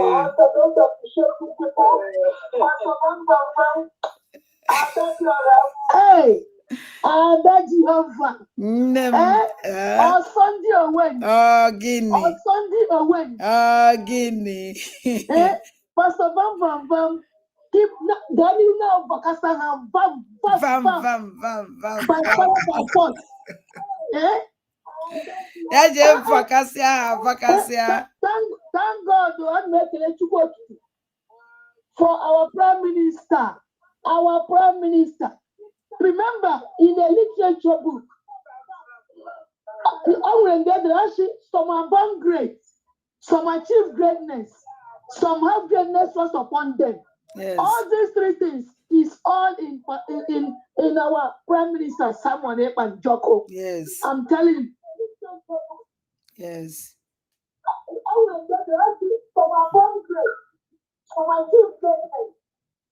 Never about to ABC watch. If not, Hello? Hello? Yes. And that okay. About to ABC watch. About to gadget ABC watch. So that I call you a blanket. Okay. Finalize. Abla menketi. Asim share Chineke ga niru. Na-eche nnu niile ozugbo nnu. Ise. Na-eche nnu pụna mba na ụmụnnu. Chineke anyị, that is very too much. Yes. I'm telling you. We are here sending the message all over. Ndị anaghị ekwebu here by fire by force. So ka Chineke ga niru na-egozi nnu na-ekpuchi nnu n'ọkwụla. Yes. Can you make a remember? Eshim London akpọga. onwe megane Thank Jehovah you. weze You're not good. maka Well, adadi ọramma thank adịghị you. big kiss Pastor Bam Bam And then, Bam keep on punishing them as they come yeah. punish them in Jesus name amen Amen. Thank you. all the Bye best bye. bye Wow. God told me. God, the last call I lost. Last. Hello. hello And good evening. hello Hello. Good evening. hey nne m ọma Again. ada ndị mbụ na ndị egede good evening Ndewo ezi nwanne m keke ime. ndewo Ndewo. akwụgo nwa Again. ndewo nana Ndewo ezi ndewo nwanne m. Thank you. ndewo nne Thank asị you. m ka m kenetu gị otego kama ama m na ị na ha ele anya m gịnị mere na ha O tekwe na afọrọ gị nsị ebe ama na udo dị. Ekele dịrị udo Chineke. udo dị kama ịma ka m gbatinata ihe a ka ọ ghara inye gị nsogbu oke akwa na anyị ihe m na-ekwu Yes, kịta ana m anụ ihe ị na-ekwu.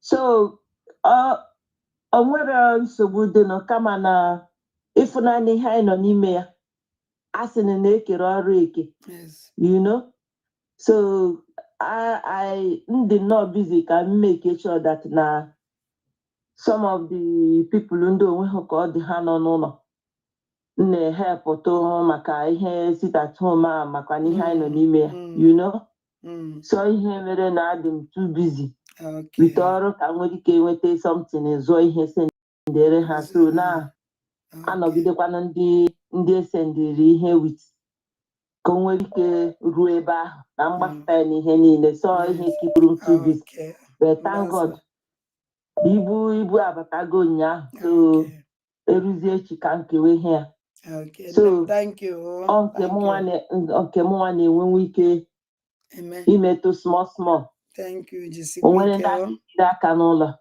you know so ọ na-abụ nzu ebe m na-arụ ọrụ na supermarket so ngasịa na supermarket anyị ba na-eme ihe a na-eweda Thank you. Thank you.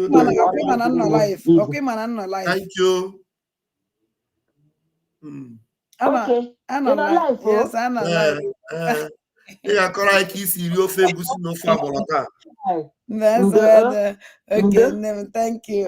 Thank you. So ngwa eme ka anyị kọwa. Okay. Nsike kenere m ọbata obi o. Thank you. Bye. Thank you. Hello.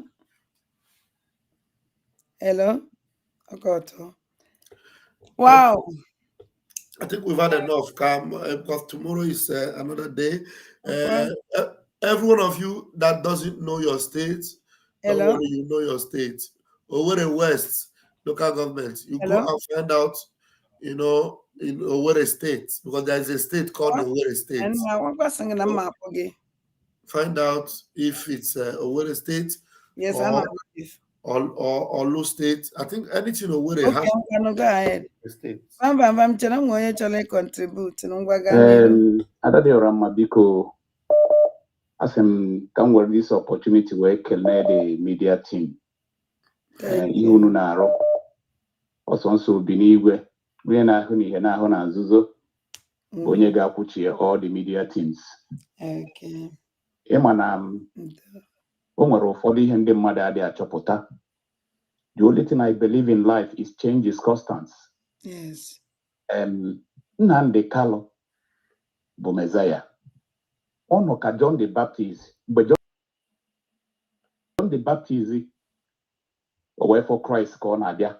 Ọ matara na Christ n'eziokwu mana ụfọdụ ndị mmadụ amaghị na ọ mara na onye nzọpụta ka na-abịa. Onye na-afụ n'ime mmụọ mara ihe a na-akpọ spiritual ga-ama na Simon Ekpa bụ that Messiah. Yes.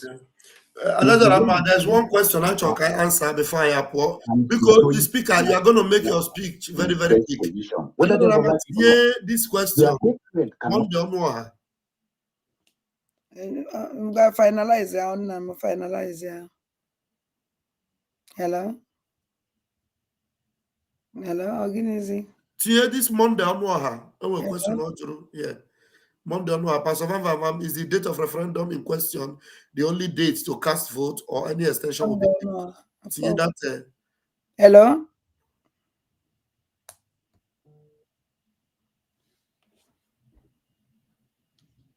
Is that before Sunday or no? No, Monday Anuaha. Monday or no? Monday Anuaha. Also, Pastor Van is the date of referendum. Okay. The caller Okuchago.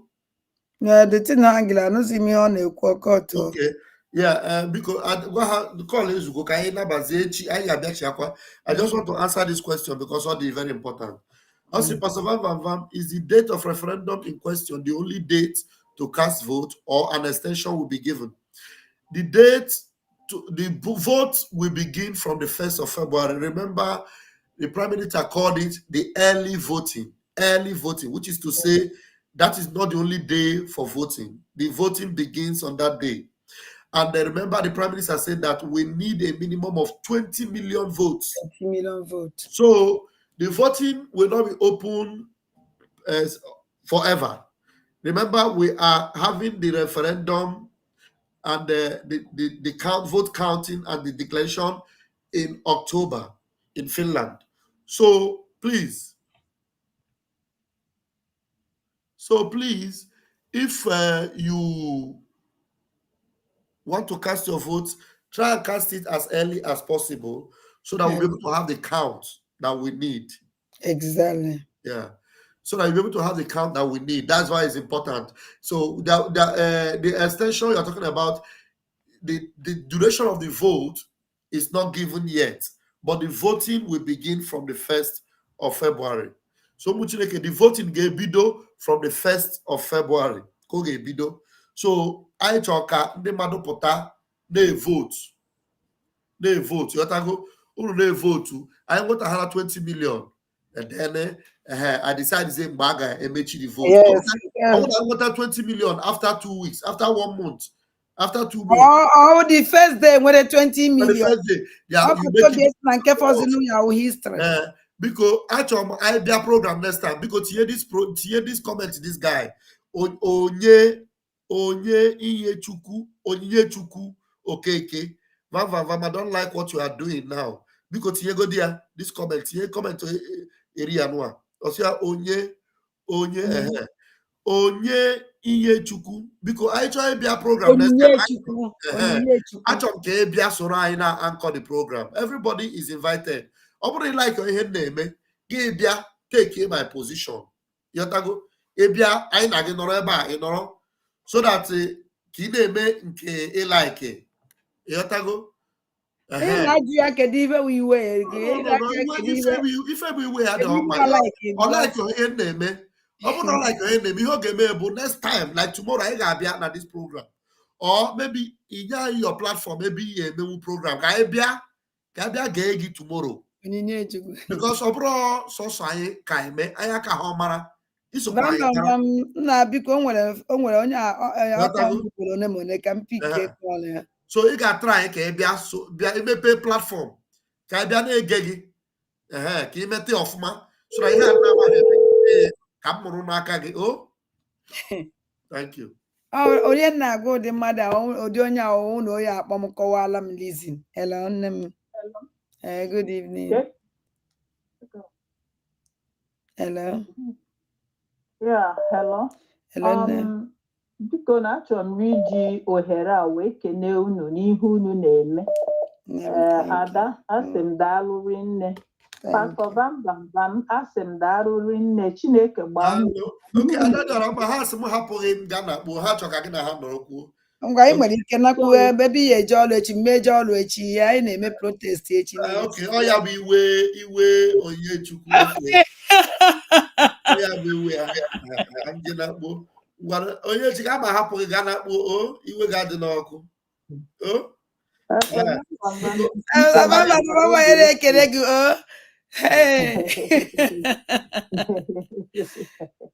o nwere O nwekwana onye gwụla egwu ọkwa Oliver de Coque kwesịrị na ọ Sunday Oh, when and onwere ka ihe ọbụla ị na-eme ga-esi wee masịcha mmadụ. mba ọ kọwara iwe na bamba sị ka anyị na-akpọ oge ahụ ka anyị kwụsị the program ya nwe achọ ka anyị kwụsị the program. Ọ chọrọ ịmụ ya. Ịmara the spirit dị high. Yeah, the spirit dị high. Bụ na-anaba mụ na nwanne m na ihe nke agbado onye mbụ na-atakwalala m n'anya. Ejirọzi Igbo agwa ya onye ọcha na Ezigbo brother. I just want to say like ihe i kwuru ọ bụrụ na ọ dị izi anyị apụtara na platform maybe ikunu na-eme. Ọ chọrọ ka ọ bịa mụ gosi m ya. Ọ sịrị ihe m na-eme na like ya. Nsị ya bịa mụ gosi m ka ọ na-eme kachasị mma so that ka m mụrụkwa. Because ebe ọ kacha mma because ofu onye ada amacha ife niile. Maybe ọ gara igosi iru ya ya nwa bụ onye na-ekwu okwu just o mee vidio kọlụ na ọkalụnụ mmamọ. My dear, ihe m chọrọ ịtọchlight bụ nwanne anyị nwoke amara m saịdị ebe Europe nke ọ nọ wee na-akpọ na-asị ọ bụrụ na emechaa votu aga Simon Ekpa ọ ga-anọ na Finland wee difendi ya wee na-ajụ saịdị nke ọbụla nke ị nọ ọ bụ na Amerịka ka ebeke o nwere ebe ifuru dị izi na Amerịka ịfụkwara ihe Biden ịfụkwara ihe Trump na-aba ihe ya ga-eme ihe ya ga-eme o nwere obodo anọ n'agha. For you to say such a thing as a man, I'm sorry to say, in Abuzi, why are you a coward? It's a question mark. I'm not insulting you. Kola, nwanne nwaanyị gegodi ntị ife anyị kwesịrị ịjụ dị data onye aha na-amaghị ife bụ ọ na-asị must you fight for you to have freedom? Nigeria na ọkwado onye Fulani na-eme Nigeria na nọ at the state of war. War every day a na-egbu mmadụ every day a na-ekidnap enwere war karịrị nke ahụ ya ka a na-achọ ka anyị kwụsị ha nweta freedom for ourselves ofu idiot na-asị must you fight to get what you are looking for. Can you imagine some nuisance? Ọ bụrụ na this man kpọrọ ọnụ na m ji nọmba ya na mma ngosi isi ụmụnne ya ekepụtara isi ka ebe edore n'ọkụkọ na ọ bụrụ na nọmba ya mgbe osuoli enye ka ọkụ ụmụnne otu esi kepụcha anya isi ya akpụkọnọta isi mmadụ ọnụ obodo isi na anaghị anụ agha achụrụ gị chụpụta gị n'ime ụlọ nwa bụ onye na-ekwu ihe a emebila afịa gị na Mbala emebila afịa gị na Lagos achụrụ gị ọsọ na Abuja ka ezi ihe ka nọzi na-eme kedụzi ebe bụ Trump kwuru sị ka m gwa gị ihe Trump kwu ma ọ bụrụ na ị nọ na Amerịka Trump sị na ọ bụrụ na ya bata ọzọ na ihe ya ga-eme na ga enwe ihe dị ka terọrist n'obodo Amerịka na ya ga-fight ya na immigration ga-adị fight na ya ga-ejide bọda kpochie nye any person na-abịa Amerịka should be scrutinized. Ọ dị mmanụ na onye obodo ọbụla na-akpọchibe ha. Yes, that's what he said. Obodo ọbụla na-akpọchibe ha. A na-ekwu ihe Biafra unu ga-anọbụ ụmụ nwoke na-agba ịbụ ụmụ nwaanyị ume ụha na-emesasị ihe onye a ụkwana mmadụ niile kwuru okwu ka ihe agụ ya okwu onye a nwere ike iwe onye Fulani chọọ ịbịa kọsasị ya uche or something like that ọ ndị a na otu ime onwe ndị Igbo wu ndị a na otu na Amerịka be ha anazi ya na ndị ahụ ịjụọ iwere ịkpara agafe ama nna ba ya amadị mgbe ba gabere ama nna ha. Yes, concerning the program concerning the Secretary of Holland, may God bless him. Ihe ahụ Simon Ekpa na-ekwu, ihe ahụ ọ nọ na-agụ ka ekwu, ihe ahụ ndị soshal midia nọ na-aba na-ekwu, onye ọbụla kpọchie ntị. Ọ bụ onye ọzọ, that same prophet, that same word is coming from another country concerning terrorism. Ụtrapụ Simon ọbata obi aka ọ gwara unu na ọkpụkpụ nke ya bụ abụrụ nke na-agbado mmadụ n'onu ọkadị ndụ ọkpụkpụ nke ya bụ nke ọ ga-abịa gbadoru n'onu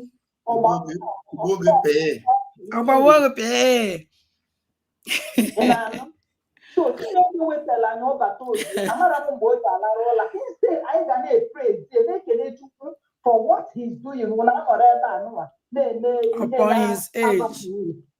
na so thank you. May God continue to strengthen. Chineke gba unu ume. Chineke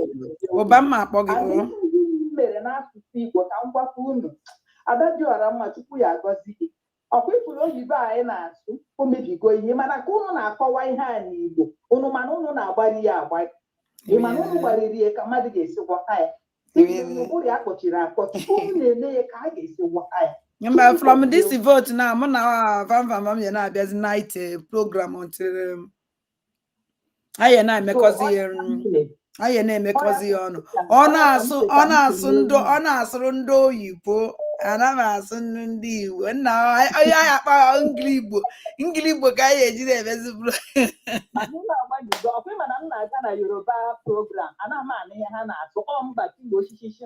Yes, so even Yoruba asụsụ Obama akpọgo nem thank you okam thank you. Another Rama before Paul, let me respond to 2 questions. Biafra Chigozie say, Pastor Van, does it mean that if there is no Gmail, there will be no voting? Yeah, Biafra Chigozie, Gmail is the only mail that will work for the vote. So, and for the best of my knowledge, Gmail is the easiest mail to open because most of our phones all function with Gmail. YouTube function with Gmail. Most of the things now function with Gmail. So please download Gmail because that's the only mail that is needed. Download Gmail. All we're going to need is the image after the vote. You can take it out. Yeah, Gmail is what you need. Only Gmail, no other mail. Only Gmail. Just for this vote. Yes. Chinenye MC responded to that person that was asking where Owerri West is. And I was correctly quoting it that Owerri West should be in Owerri State.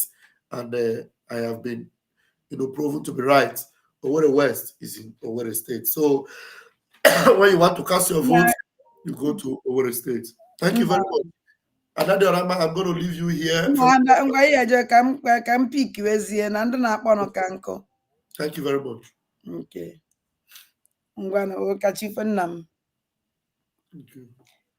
Okay. Biafra so na afuna ka o si do vam o ya hapozie m ka m na unu continue ma na menye ku just 10 minutes ka m wee kwuachi ndị kpọrọ no ka nkụ so that after the vote then we can move.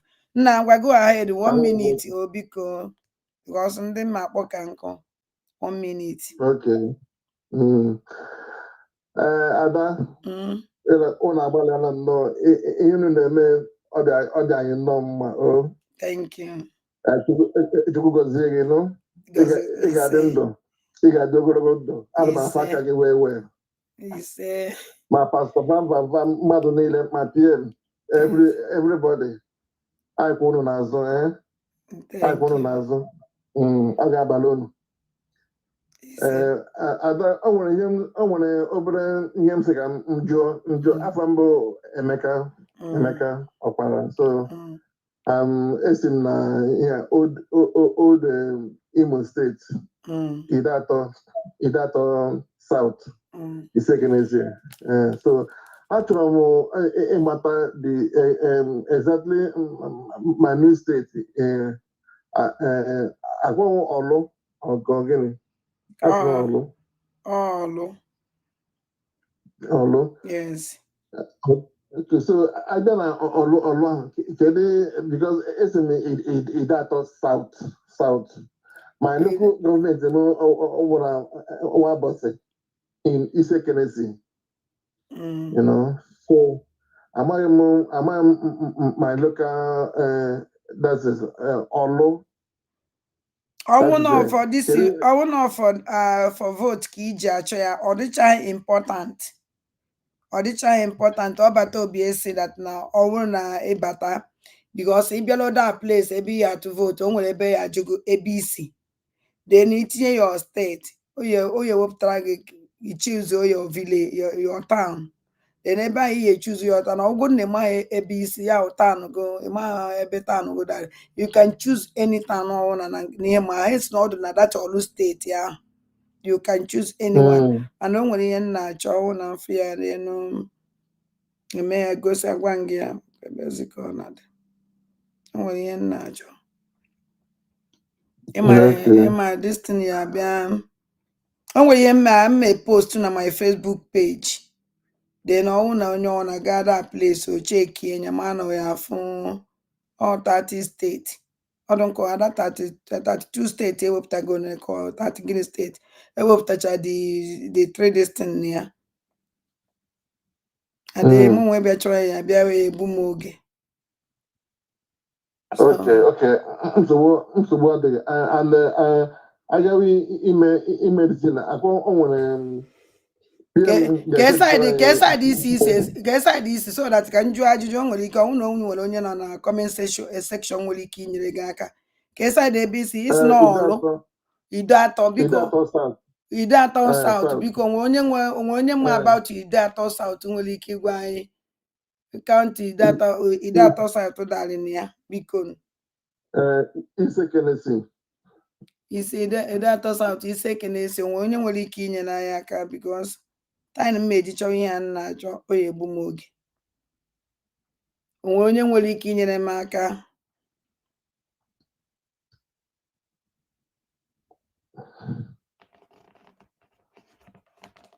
ọkwe ka nọ na line ọkwe ka na watch ngwa biko so that ka m kpọọ another person ana m achọkwa ọ na nchọtazi mma announce ya.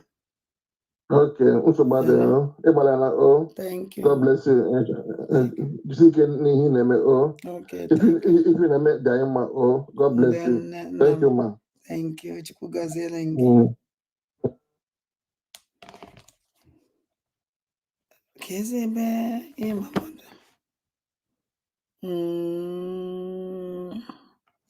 okay, ụba mkpọ ụba.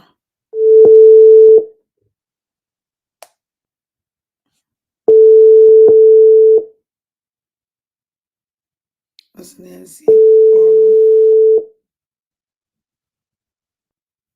gawaba.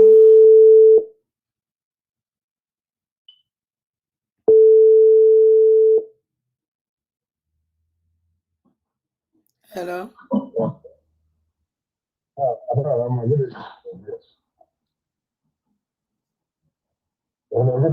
Good evening. Van si na Olu State wụ Olu State. Mba ngwa na-ekwu mba onwe onye nzala onye na-ajụ maka Olu ị na-anya na comment section Van aza gị. Hello ngwa na-ekwu.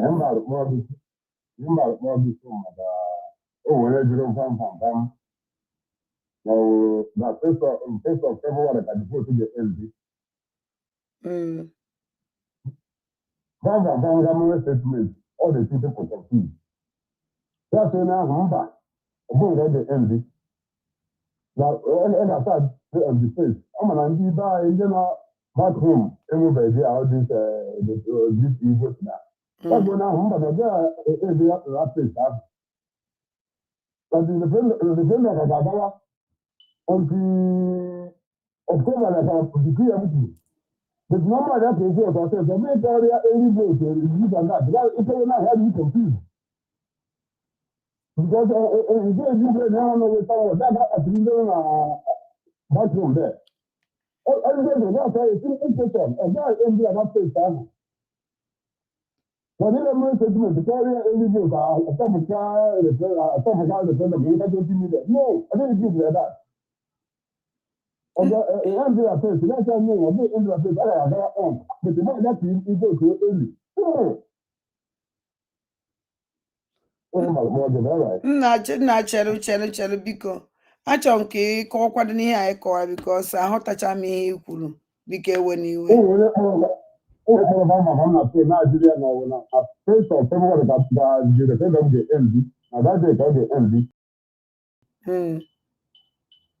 Then I'm not talking now. No, I really go to the Pierre Monkey.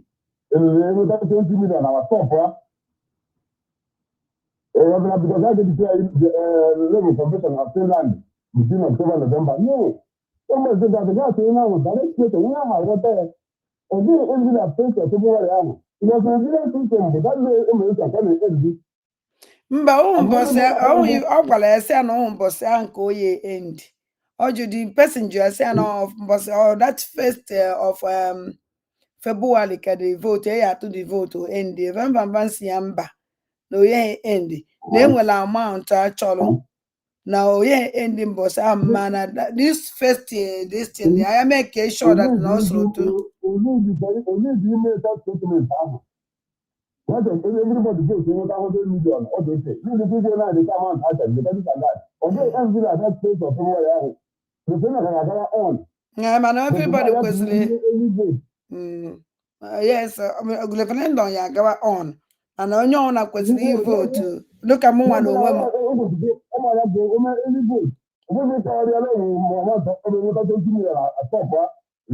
Mbe na nwere mgbe ya stop. Mbe nwere mgbe ya ọsọ na enweta 20 million na stop okwu ya o.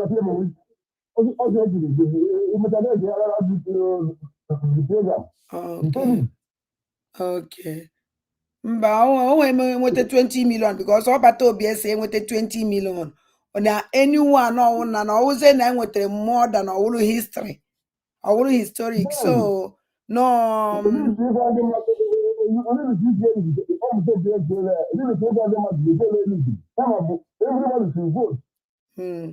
mba na ọbata obi na-ekwukwe steady ọ sị na enidi 20 million ọbata obi na-ekwu anytime ọ bịara life ọ na-ekwu na enidi 20 million mana enweta karịa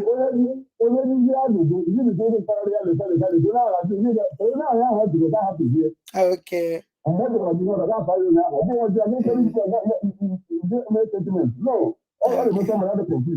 okay mba I take go note enwa no when if you couldn't so adọ. Thank you everyone Chukwu gozie gị for this attention I call light. Thank you. Ka mkpọkwuo onye so ụmụ Chineke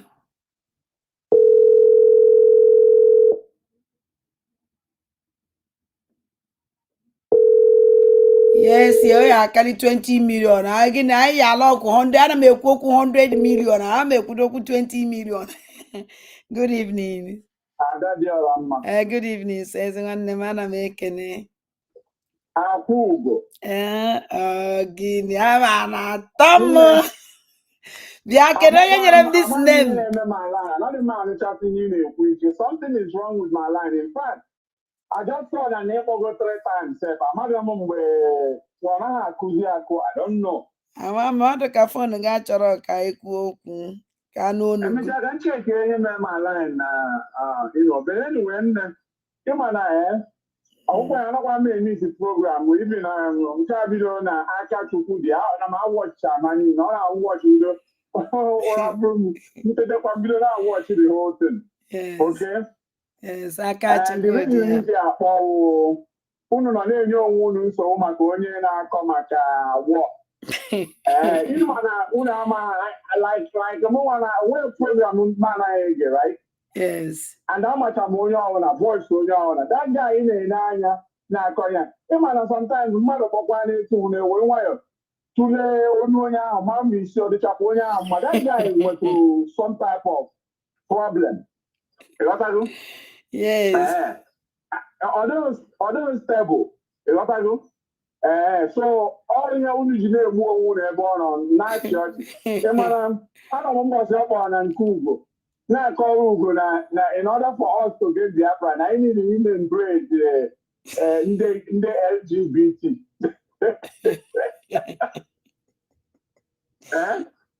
Hey. Yes, ana m anụ ị na-ekwu ezigbo na nke a kalekwara. Ugo mgbe ghara ịrụzi ọgụ nwa nọkata werekwa nwayọ ma ọ bụrụ anyị chọrọ inweta Biafra na anyị niile ime ka anyị mitiere anyị Biden ka anyị na-accept na anyị ga-eme ndị gay allow ka ha bata na Biafra so that we don't go to war. And ihe onye jisi na o nwere ike ụlọ ọdụtụ a little bit off. Yes. Because ọ na-ekwu onwere oge Prime Minister Simon si na-aga job. Ọ sị nọ emechazie this referendum, all of them that to fara ya ga defend onwe anyị, right? Yes, Because ọghọtaghị etu onye ahụ nwere uche nwatakịrị, so onye ọchị ji wee na-atọ m. And also that Americana, him and other woman made in the France exposed. Ịghọtago? Etu ndị France si na-anakọsị ndị Niger Republic ma Burkina Faso and ya. Ịghọtago? So biko unu anaghị na-ewe everybody iwe n'ihi na ịmaghị ndị dị oke na ndị adị oke. Onne unu na-arụ ezigbo ọrụ. Thank you. Ka Chukwu gọzie unu niile. Onne. Gọzikwala gị ezi nwanne m. Thank you very much. Ka emesịa, bye-bye. Okay, bye-bye. Ka m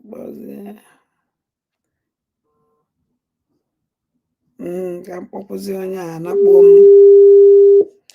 Amanda nwa ọzọ onye nji ụgwọ kọl. Ụmụ Chineke ama na unu shala the program, ama na unu like ya. Unu awọrị na ihe na-abịa live mụ na vam because time na ya nọ na kịta time gbom onye ọ na-awụ aka ọkpọ. Hello. Good evening. Ada dị ọra mma. Ndewo ezi nwanne m. Ndewo. Isi ike. Thank you. Ama m na-ebi mma. Chim na n'ọlụ. Just na watch pro na afọ amụghị na afụ nke izi aṅụrị nọ nsị mba. Ọ iru Biafra ka anyị na-afụ. Yes. Yes. Ma ọ kpọbere since this year. Anyị ka na-agbagharị ịmago ibe bụ na arọ ọfụ. Ụzọ ihe a na-eme. Yes. Isi ike nwanne o. No, thank you very much. Achọrọ m ịjụ ajụjụ before. Ọ bụ onye na-ajụ m ajụjụ nsị oke ka m dupụta ya ebe a ka onye ọbụla zi ntị naanị ya. And kwe ka nzikọta the person si mba ka ntakwa ya akwụkwọ ya n'ọnụgụ. Ịghọtago? Ọ ga-ajụ na onye nọ na onye si na Ikemba steeti dị na another part of Biafran state dịka ọ nọ na Iwere steeti ka ebe ọ ya atụ vootu ya. Ajụjụ ọ na-ajụ ya onye si n'Ikemba steeti biri na another steeti ọ na-anọgide ebi in France ka mmazi atụ ebi in France mma atụ vootu na nwa onye France mma atụ vootu site na nwa onye Anambra steeti site ebe dị otu a na ebe dị otu a. Mana nke dị iche na France abụrụ Biafra. Mmanya ọnwụ na obi na hens na obi ọwụgoro na obi ebe ahụ ebi o nwere obodo o si na ọnwụrụ na onye Imo si ọma obodo o si so hens the most important na ọma obodo o si mara ihe ma ya nke ya nke oyi eyuzu obodo onye ọzọ because identity ihe ka oyi tinye ihe gbasara ya nwa tinyekwa n'obodo o si na ya.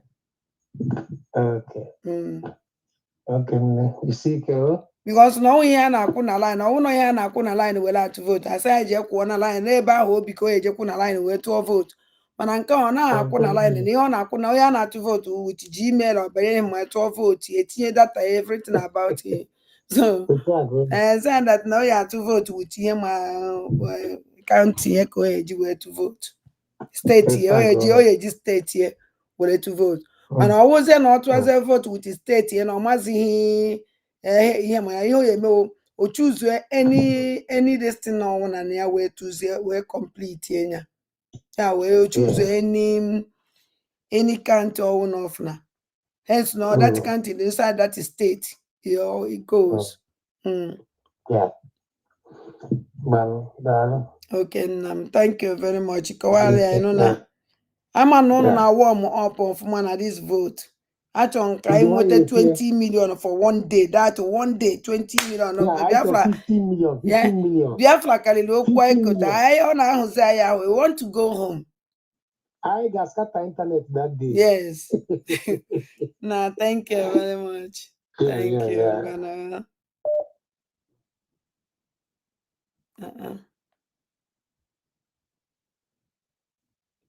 Ị nwere ike ịkpọghachi azụ?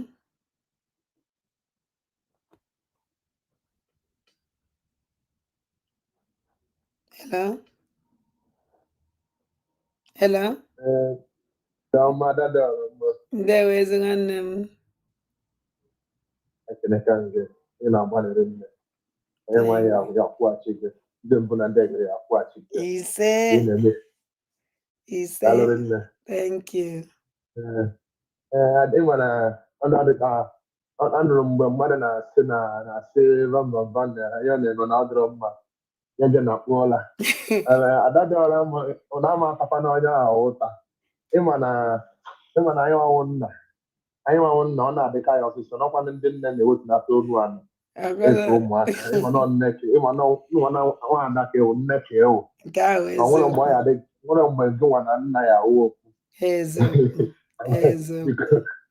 na-aghọtafela ndị mmadụ biko mba ya da ọ ya na ka eji wee sizie ọ ya ka eji si ya nwe ya dị ma ọ na-amụ ụzọ ọ bụrụ na m na-eje ọrụ echi na ma na-ahụ akwa na mgbanụ ya nwa na-eje ọrụ so o kwesịrị ịdị na ọ na-amụ ụzọ were apụ so eme m understand ọ dịghị ezi eme m understand ije obodo oyibo afọ a na-ata n'obodo a obere ihe adadọra mma ejikwara wee kpọọ bụ ka nsị gị biko ọ na-ahụ na platfọm ga ahụ na iru efere mba ụwa ga ahụ na asụsụ anyị ka iji ebi ya mma ya ka ị were asụsụ anyị yọọ ndị mmadụ especially ndị n'obodo oyibo ghọtago ndị n'obodo oyibo ka ha na ọwụrụ iwu na ndị nọ n'ụlọ ịmara ndị nọ n'ụlọ enwere ọwụrụ chọrọ onye ọbụla nwere ịntanetị na ọwụrụ chọrọ onye ọbụla nwere android phone na kọmputa mala ka ị were platfọm ga ka ịgwa ndị n'obodo oyibo ha nwere ike n'obodo a create more than 10 email accounts ị na-aghọta ha ga-anọnwe obodo a obodo ọnwụ na ha nọ n'obodo oyibo a ga-anọnwe ebe a create more than 10 email accounts 8-7 ọmara ọnụ ndị be ha dị niile ọjọọ so onye bidoro kọpụtasị afọ ha nche niile ọkọpụtasị afọ ha nche niile ojidi ya were aka rejista ha ncha natazie ha pichọ ha ọnwụ na ya etinye pichọ ya ọ natazie asụsụ pichọ mana o nwere mgbe mmadụ ya sị na ọ mara afọ nwanne ya na ọ mara mgbe a mụrụ nwanne ya ọ nwere ọ mara afọ ọkpọ ya na afọ jụọ ya kemgbe a mụrụ gị gwagoro m mgbe a mụrụ gị send ya m date of birth gị were dịsi ya platfọm na biko kụziere ndị mmadụ gwa ha na ha ga-eji nkwa aka ha biko rejistakwa ụmụ nwanne ha na ọ wụrụ iwu na ndị nọ n'ụlọ eji aka ha rejista nwa na ha ga-erejista ụmụ nwanne ha ịghọtago sayensị ka m yọọ gị ka ewepụ iwe ihe anyị kwuru kịta ọbata obi ekwuo na every time ọ bịa na life ndị mmadụ na-ajụ ya ajụ about it and ọ na-ekwukwa esi ihe si that na iji picture na iji picture ndị ahụ that you can do it ọ na-ekwu the most important the picture of okay ka nkọwala oge ka nsụzi ya na-azụ ndị mba na ndị egede mba ọ dị mma mba nsogbu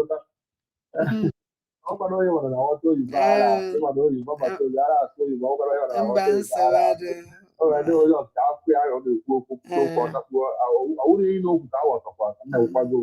eziokwu mba nsogbu adịghị ngwa ntenke mmemme ya we do that kachifo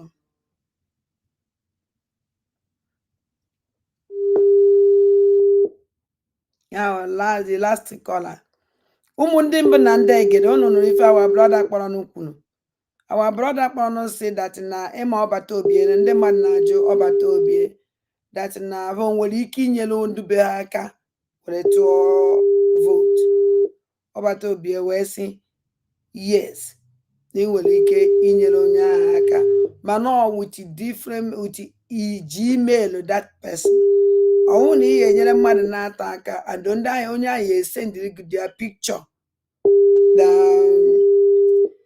the identity picture so ọnwa na iji identity picture those people ụmụnne gị ahụ na ihe enyere ha aka mee hence na onye ahụ adịgo above 18 years secondary above 18 years ihe enyenwuru ya aka were to vote with separate Gmail organ so onye ọbụla ya enyenwuru ndube ha aka were mee dịka inwere nne nwee nna mana ha wee nwere onwe ụmụnne mana ha enweghị smartphone then enweghị ọzọ ihe eme that na ha ya esend their picture hence na ha nwere ike capture with their picture send ego ihe enyenwuru ha ihe emenwe nyere ha aka wee tụọ the vote with separate Gmail nke ha nwa.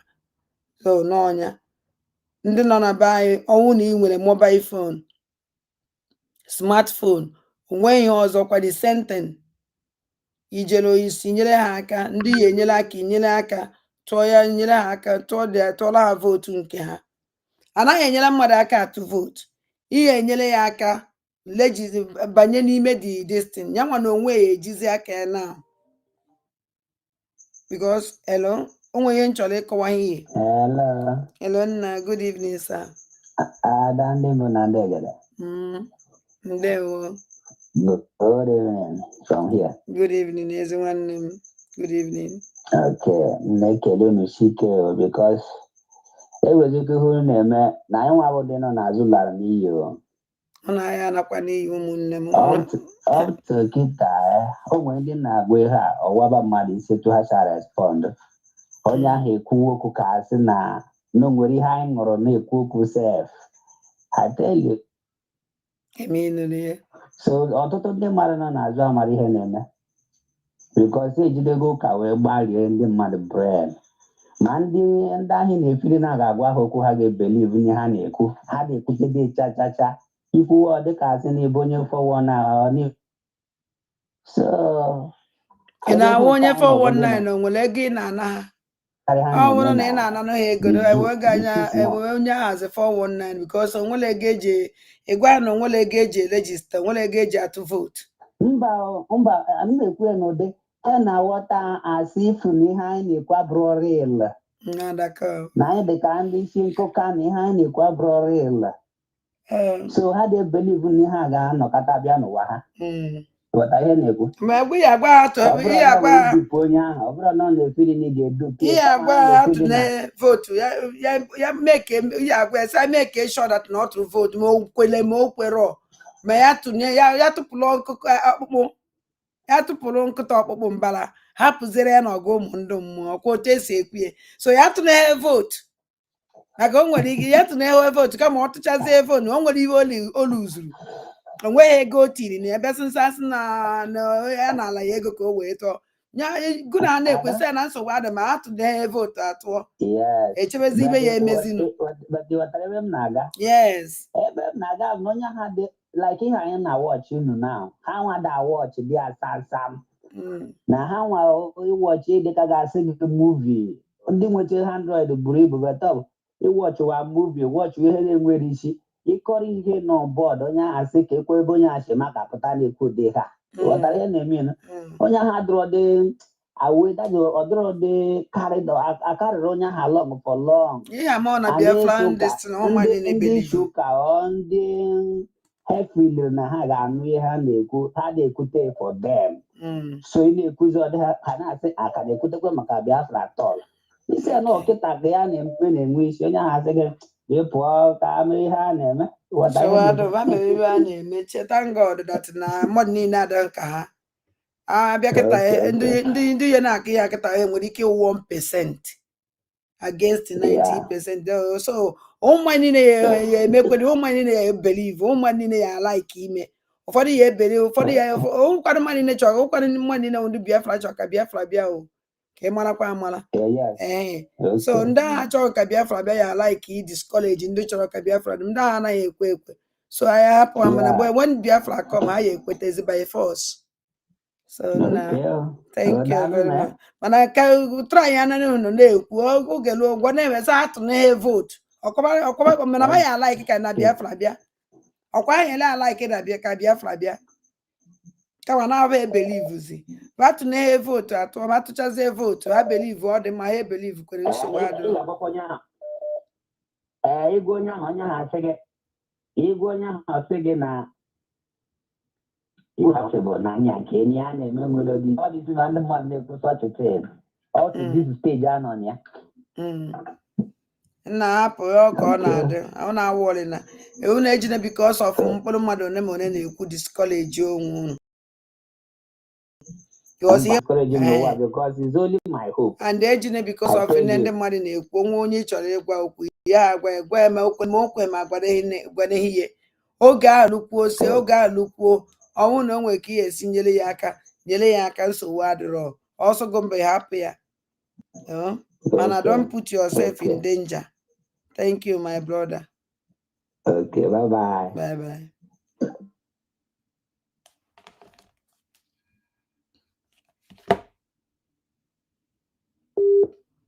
Hello.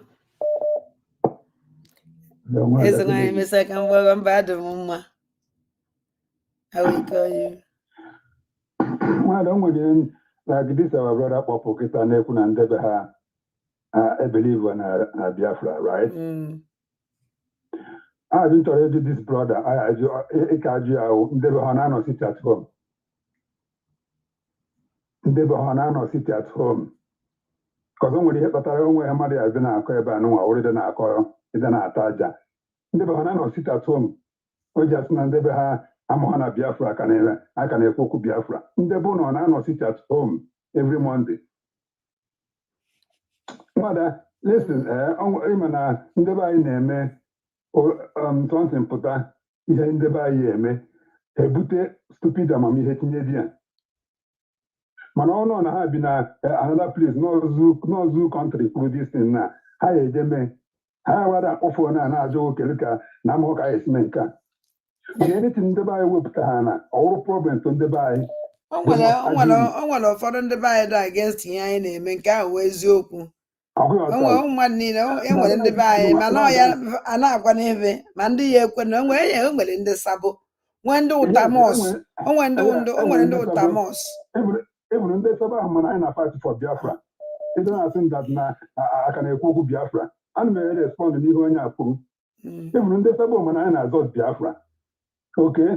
Nwada na anyị na-anya kịta anụnwa. Ndị be anyị, sorry to say this, ndị nọ n'ụlọ be anyị fon ha na-eyuzi anyị nwa nọ na Europe ahụ eyuzie. Nke ahụ eziokwu. Oluzie mgbe a gwara ihe a ya eme ha sị na ha amaghị eme fon operate onye dị ka a na-aghọrị. Ndị be anyị na-ebu iPhone 15 n'aka mana anyị nwa n'ebe a na-ebu Nokia fon. Mana ihe anyị nọ ebe ahụ ịda na-eme nonsense ha nọ na TikTok nwụọ na any media ha nọghọ. Oluzie mgbe a gwara ihe a ya eme akpọwa na fon maka phone access inweta phone ha na-akọrọ bish ebe a every time maka na nwere access inweta na phone biko ka onye ọ na-akwa akwụkwọ n'onwe ya ugwu ọkụ ya ọta bikos na ihe niile a na-akpọ everyday a na-akpọ na-ajụ dise na ajụjụ everyday dise na ajụjụ ka a na-ajụpụ PM ajụọ bambambam abịa ebe ajụọ gị abịa ebe ajụọ gị ndị be anyị nwere unu sens biko nwee na uche anyị na-akọwara n'ọnụ nsogbu adọghị ka anyị jiri nọrọ ya ọbata obi esi that na ma na ọ ya dị difficult because ihe ahụ the first time anyị na-eme this kind of thing and ihe ahụ the first time ndị be anyị na-atụ vote ndị be anyị na-atụ vote ihe ahụ the first time ndị be anyị na-atụ vote by like this so only the too much of explaining ihe ahụ too much of nkọwa before. Nwaanyị chọrọ itinye n'ihe a program ime today ọkwa ifuru dis nwoke na Netherlands anụnwa. That man kwuru 70% advantage to Biafra. Ọkwa ifuru that man na-eme. Ihe ahụ 70% advantage of yes ọkwa nwoke onye Netherlands yes and again and nwa aga ọkwa ifuru nsogbu abatago na Europe na because na ọkwa ndị a na-akpụ isi na ha fight for this yes because nwoke anụnwa ndị Netherlands bido ha na itinye foto Mohammed ya na newspaper ka nwoke a si wee kwu ha ebido kwụgbuo mmadụ na ebe niile ha fụrụ ndị Kristian so nsogbu na-apụta kịta anụnwa na Europe nsogbu na-achọ ịbata na Europe mana advantage anyị mana Europe emenwu bakarịrị okwu vakụta Well, United Nations and the Red Cross, these two organizations were the worst people they destroy in Africa. Red Cross, Red Cross and the Nation. Oh, yeah, in the by Naya, with the Red Cross now when you hear now. Oh, yeah, in Africa Naya, all through Red Cross, I say, Butena by. Have you had saying Hannah Bibanya 8?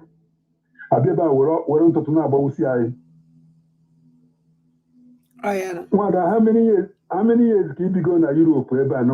How many times you ever gone to Roman type of oil in na Western world? Before I buy on to less na operation catch or in the man, I buy only see onye be anyị onye isi wale ejegba ya chemical and ka a na-agba ha datị ka ọ na-reduce life ha mmadụ ka m kwụsịgodo ebe a. Thank you very much. Thank you, Chukwu gozie gị. Thank you.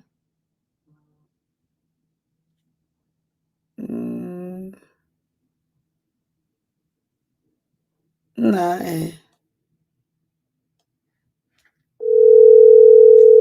phone akarịa no. Ọkwa ka ọ na-ada. Hello?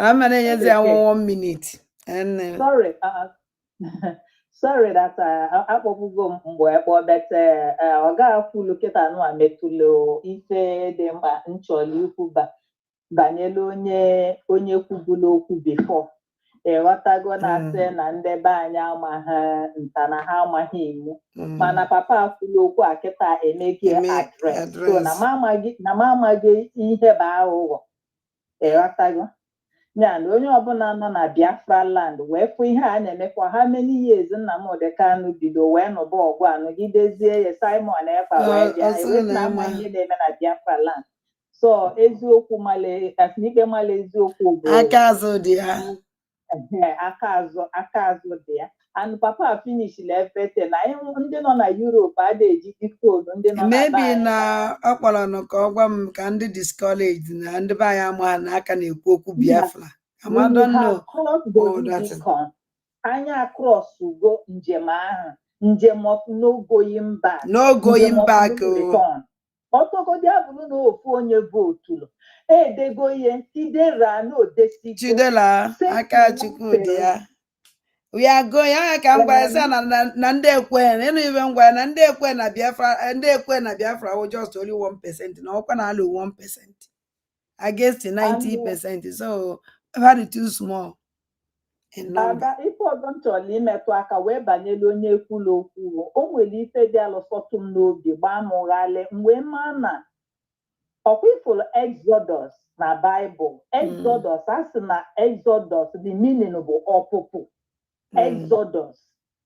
Exodus then enwere ndị amụma bịagolunu dịka ụdị Nnamdi Kanu onwe ihe nchọ imetụ aka Bob Marley bụ onye amụma kwulu okwu Exodus of Biafra movement of Ja people Exodus movement of Ja people ụmụ Chineke ọpụpụ ụmụ Chineke that is Exodus.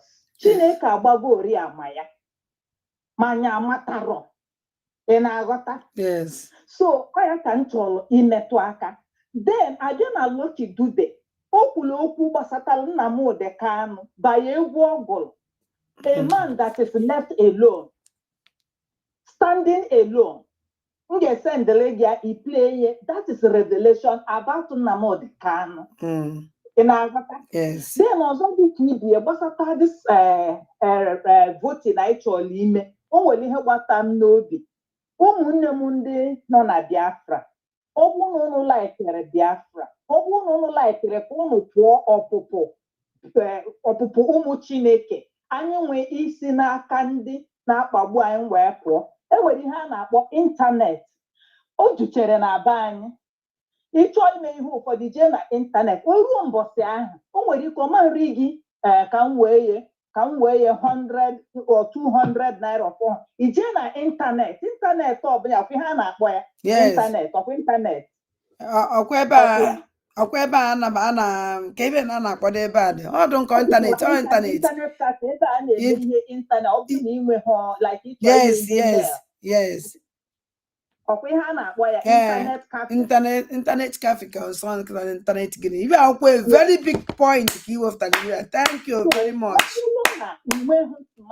yes ihe a wee very big point hey nne m ndo ndị nkịta wee jee make arrangement wee ruo mgbe ahụ it is an office that will be open emepere gị emerụ gị ozugbo kichapụ onye ọzọ emekwa emeri okichapụ ya internet is the best even if you don't have Gmail or inweghị phone you go to internet ọma take 2 minutes eme ya mana mana ọ na-ekwuru okwu ịntanetị kafia na ọ ya adịkwa careful because na ndị nduzi nwere ike ije ebe ahụ kịta onye ọ na-abapụzila ebe ahụ akpọrọ ya sị na ọ bịara ịtụ vootu.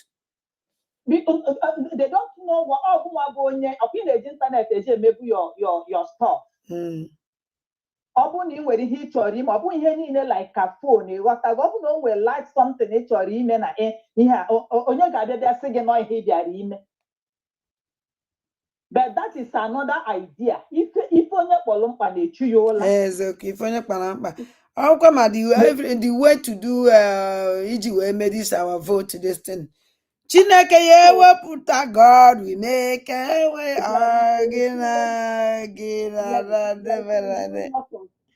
There's a whole lot of ways to kill a rat. Ọ bata obi esi na ọ na ha si ebe a. Anyị wee si ebe a. Ha si ebe a, anyị wee si ebe a. Ọ bata obi esi na ya echecha na all the corners. Corner ọ na ha chọrọ na iji bịa ya blọk chana ya ha ncha niile. But inekwe n'anya internet, this blue app, all the apps, ma ndị nke anyị ma ndị nke na-amaghọ, ma ndị Nigerian news, ma Europe news, the thing is coming up. Ihe a dịka ebe kerosene na-ezipụ. Ozi Biafra ezipụgo everywhere. A na-anọzi nkụtụ ya everywhere. So, oya ka mgbe m lote this revelation, movement of the people, Exodus, wee site Bob Marley, Chineke ekpughe n'erie ya ọgwụọ ya ka egwu, ya bụrụ ihe na-eme ka kịta ị na-aghọta. So, Chineke nna na-emezu ihe niile.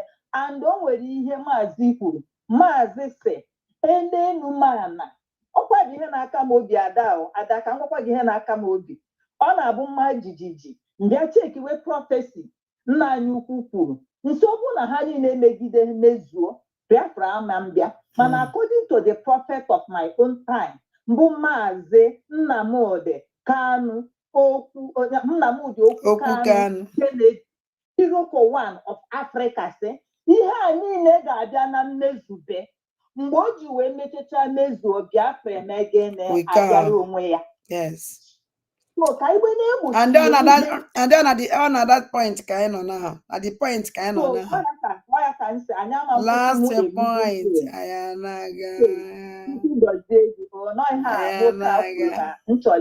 And the internet cafe. Onye ọbụla nwere ebe n'internet cafe adịghị, you can go there and make your point and make your vote. Thank you. Thank you, everyone. Chukwu gozie. Thank you.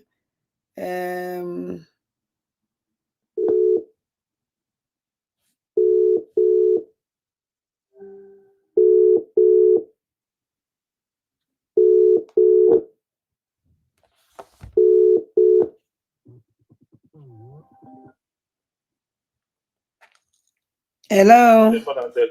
Anna, good evening or good morning. Good evening, sir. That temple and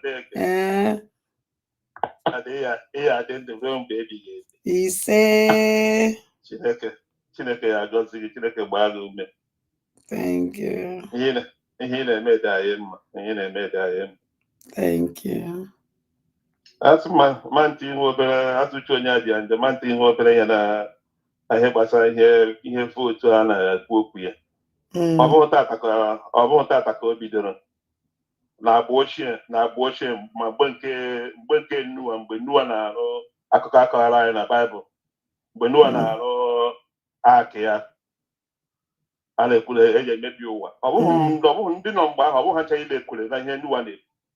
Exactly. For the for those no and all young Nachi. Ha jewara na Biafra na ngụrụ nkwụ na-akọghịrị na asịsa n'ụwa bụ onye iberibe na-etu onye ọmakwa ihe ọ na ọntiri ya mee ha pam n'anya mgbe o ji mezi ha pam n'anya ọ dịgo late n'ụwa na ndị kwere na n'okwu Chukwu ya ha jewara azọpụta ha ndị nke ọzọ rụzie ihe akụkọ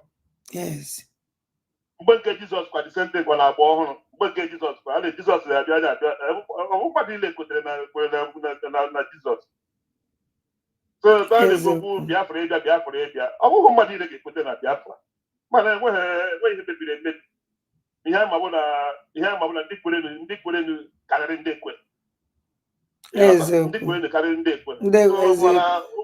Ụmụ etu a nọ bụrụ nwa afọ Igbo nwụjuru mmiri juru mkpụrụ datiza a na-agba agụfere ma agụfe. Ejighị Igbo agwa ya onye ọcha. Ibi nna m gara ọgụ Biafra mana ọgwa m eneti gbasara Biafra mana eji m uche m were gbara ihe na ihe Biafra na-agabiga n'ime Naijiria. Mmadụ akọrọ m ya mụrụ onwe m ji uche m were mara ahụhụ m na-ata na Naijiria so onye Igbo mbụ. The whole Nigeria enweghị ebe wepụrụ ala les ma ọ na-ala Igbo. Ịgapụ ha n'ala Igbo the whole Nigeria niile enweghị ebe ndị Igbo nọ ha anaghị ata ahụ a na-akpagbu Igbo. Ebe ọbụla ndị Igbo nọ ọ ndị Igbo ka a na-eri. Ọbụla ndị nọ be ha anaghị eri gị ihe ị gaghị enwe ezumike. Ka wee eziokwu. Ị ga na-agbacha ị gaa ahịa bata gị ha nọcha n'ihu ya na-aṅụrụ kaikai na-enwere aṅụrị gị ha gbara ya ọgị chọrọ m 20 naira gị nye ha iji nye ha nke ha na-agba bụrụ enemi. Ihe na-ekwu onye leta kọndishọn Naijiria nọ oke leta ata ego ole ka 1 naira ego ole ka naira nọ to dọla maọbụ euro. Mmadụ ga-eji nọ Naijiria na-ekwu okwu nwere onwe gị na-asị na ịmaha ihe kpatara nwere onwe ma so Nigeria dị gị mgbe kwa Nigeria nọ dollar nọ 1,000 something to $1. Today almost 1,400 today. Oh, for $1. But mụrụ onwe m nọkịta agafego m 50 years. Mgbe na 1984-85 Buhari were ọchịchị make you 504 505 new one chair rubber. Eruhu 14,000 naira. You see? Chair rubber eruhu 14,000 naira ka na-ekwu naira. And mgbe ahụ ihe emebigo before ọnọbụ ebe 7,000 something. 505 SR ụmụ new one chair rubber. Mgbe ahụ Babangida were ọchị 1985 na-asị anyị Nigeria go beta. Ngadeze betamenta. Vision 2000, health for all by the year 2000, light for all by the year 2000, water for all by the year 2000, everything by the year 2000. Here 2024 I know here.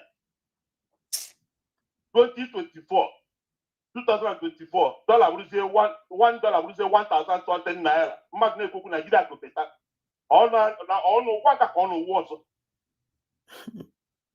I put one year to mother on the way over. Oh, this is it. Obodo Iba anyị nọkịta kemgbe ị bịara obodo oyibo na supermarket ebe ị na-ego ihe bread anyị na-ego na supermarket ya ọ bụrụ na ị na-ekwere €1 ọ gafego one instead of ịgafe €1 ebe ya egosi ọ nọ sere ere 98 cents. Ere 98 cents instead of ibe iji ihe ego eti ebefu ihe ego ebefu. Lee Nigeria so ebe gị ebido all the too much. Ebe gị mmadụ enweghị excuse to give. Vote a this ihe a na-ekwu body vote hapụta ihe ga-emezi ezigbote etu ya ka sị atụpụrụ nkụta ọkpụkpụ hapụrụ ya na ọgụ ụmụ ndị mmụọ ya tupu ya tụọ vootu atụọ ya yes ya exactly. Nna thank you very much ambia thank you na thank you Kachi ise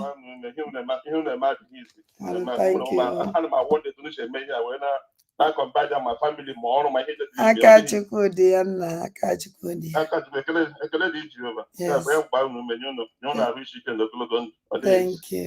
Thank you good night. Ba ụmụ Chukwu oke abịa ma anyị anakpụ anyị ese plate anyị awụsa ya ebe a echi niile anyị abịakwa bidokwa ebe anyị kwụsị ma ọkwa ma ihe gbasara vootu a ma ọkwa ma ije vootu anyị ya eje anyị ya ekwu ya anyị ya emie so onye ọrụ na ọnwụ na iji ego na mdụbụ na enwere smartphone iji eji because of ya atụ vootu wee sacrifice ya gola ha smartphone ka ha wee nwee ike iso n'ahịa wee nwee ike iti aka n'obi si yes we did it menie biko onye mara nna aka ya enye for this thing ka onwe na this our self-referendum na nwere isi menya onye ọ na mee nke ụmụ Chineke ka chifonu Kachim kpuchiele m ụnụ like this. Kpuchiele m ụnụ, kpuchiele m ụnụ, kpuchiele m ụnụ. Una onwere ife ya eme ụnụ ya la ụla dolo edo. Nchekwa and ngozi n'ebe Chukwu oke abịa manụ. Ụmụ Chineke ka ọ dị n'abalị echi. Bye bye.